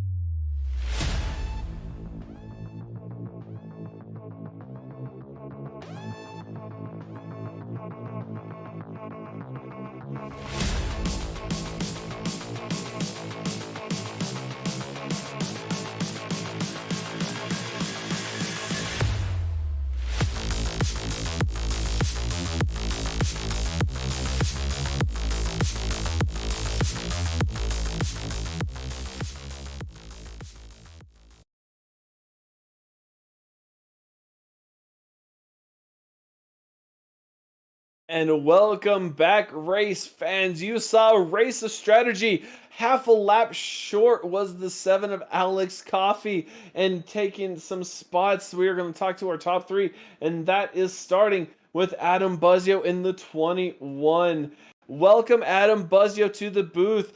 Adam, this is Carl and Zach. How's it going? You were racing hard. Yes, definitely good thumbs up. You were racing hard there for the lead, for the win, and finishing top 3. How did that go for you towards the end?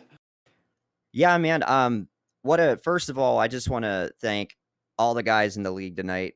That was a great race. We had hard racing all night. We had minimal cautions, obviously. Yeah, man, it was super fun battling up there for the lead. We found a little bit of something at the end of the race that I didn't have in the beginning. I kept burning up my stuff, and I couldn't figure out what I was doing wrong.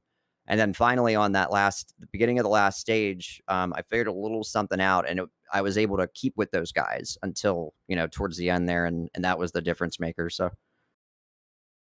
Definitely a big night for the team here, Adam, man. Take us through that. Was that the big strategy starting the runoff? It seemed like you guys kind of dropped back at the beginning run. Definitely probably saving a little tire, but also probably saving a little fuel, I imagine.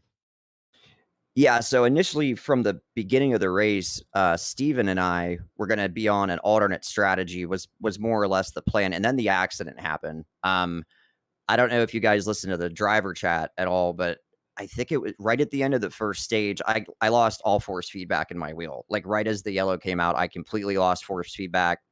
My car got up into the wall. The force feedback came back, but I didn't realize the extent of the damage I had. So then when we went green, I got put 3 wide. Blaine and I got into each other. So that pretty much screwed up any strategy we had until the last stage there. And that was the plan. We knew we were going to be really close on fuel. And we knew that if we made it to the end and we took care of our tires, if we didn't get a yellow, we'd be in good shape. So. Well, you guys made teamwork work on 1.5 miles. Next week, we go to the Super Speedway of Talladega. How do you guys feel going into next week with how you performed this week? Well, man, a 1, 2, 3, 4 sweep for a team feels really good. I don't know if it's ever been. I mean, we just started our league, so I don't think it's ever been done. So I don't know what that counts for, but it's still pretty sweet. But yeah, obviously we all 4 of us work really well together. I'm really fortunate to be on the team that I'm on. So if we can just have a little bit of luck, I think we'll be all right next week. So I'm looking forward to it. I like plate racing. So.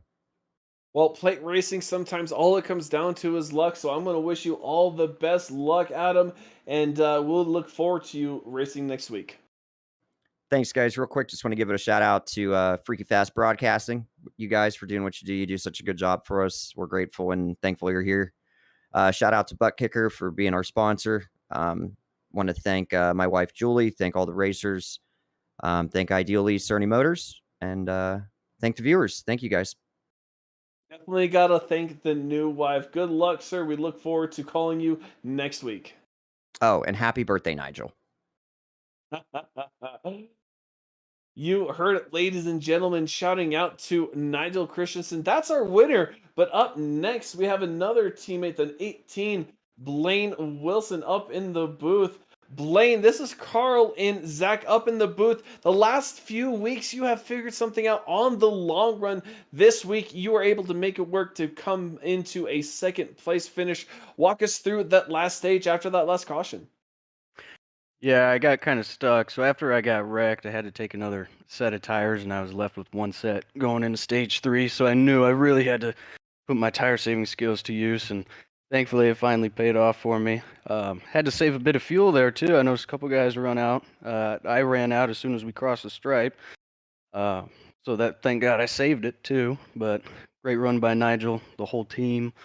I'm glad we could do a 1, 2, 3, 4 sweep. That's pretty sweet. Yeah, a lot of fun. Love this track.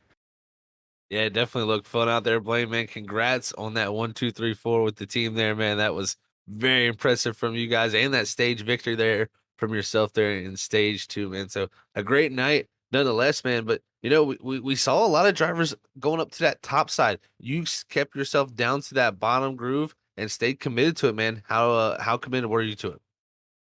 Well, 100%. I don't think I went to the top one lap at all. Maybe the middle to pass someone, but that's it. But I was running the top in practice a lot, and you do get great runoff, of course, but you eat up the tires more. And here it's really risky.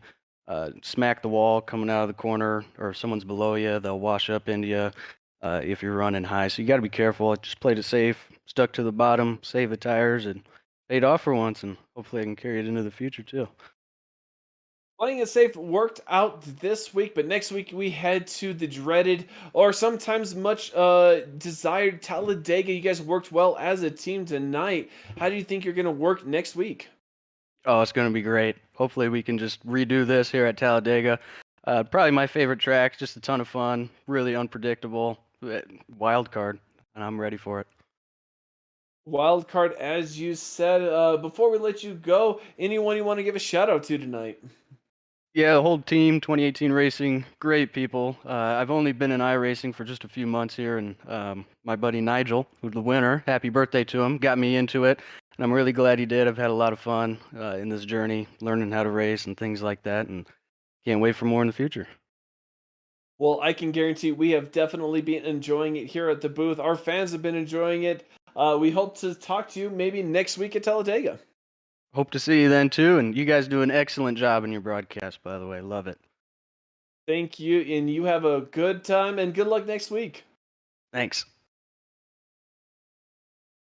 And there it is, our second place finisher, Blaine Wilson, definitely giving another shout out to his teammate, the 20, Nigel Christensen. You've been talking about it all night long. We we keep hitting on it, and there we're going to be able to talk to him right now. Believe it or not, the winner. Nigel Christensen, birthday boy, happy birthday. It is Carl and Zach up in the booth. How does it feel to win this race after Alex ran out of fuel on your birthday? Oh man, this is cool. This is definitely a highlight for me. I honestly don't know what to say. I was just telling the guys while we were waiting. I was like, I don't know what I'm gonna say to these guys. So hopefully you got good questions for me. Well, I'll tell you what, Nigel, man, first off, congrats. Amazing job there pulling off from that 18th position. Really got yourself up into the mix there late and they're going, man, and you drove yourself to the lead. I mean, take us through because we've seen so many different multi-groove, guys going top, guys middle to the bottom. Your teammate Blaine Wilson, he was stuck to the bottom all night. Where do you feel like you were the best at? Right there at the bottom with Blaine. So, I got great teammates with Orbel and Buzzio and Blaine, and I know Blaine personally on a day-to-day basis. So he's one of my best friends. So him and I just have a different connection, and we just work together. So you've probably seen us in every other race this season, but wherever he is, I am usually, and um, it's good to see one of these races where strategy actually played out for us because we've been consistently one of the two of the better long run drivers, and for that to pay off today is very rewarding. Yeah, you mentioned it there, Nigel. The teamwork, especially between you and Blaine, has been there the past couple of races, especially in the long run. But for the team in general, you guys have been really coming together, really performing well, culminating in a win tonight for yourself. We head to Talladega next week. Can you transfer some of this teamwork over and maybe work for yourself next week as well? Yeah, absolutely. I think that's where we're going to have an advantage on other teams for sure. Is we just work really well together, and we're going to go to Talladega with the same mindset that we have at every other track, whether it's a short track, a mile and a half track, or a super speedway track. We're going to have the same mentality, and we're gonna work together. So we put each other in the best position to win. And today we went 1, 2, 3, 4, and that's going to be the exact same mindset next week as well. And there you have it, race fans. Teamwork makes the dream work. Nigel Christensen definitely taking the win tonight, following his teammates' footsteps. Good luck, Nigel. And again, happy birthday. And we hope to talk to you next week.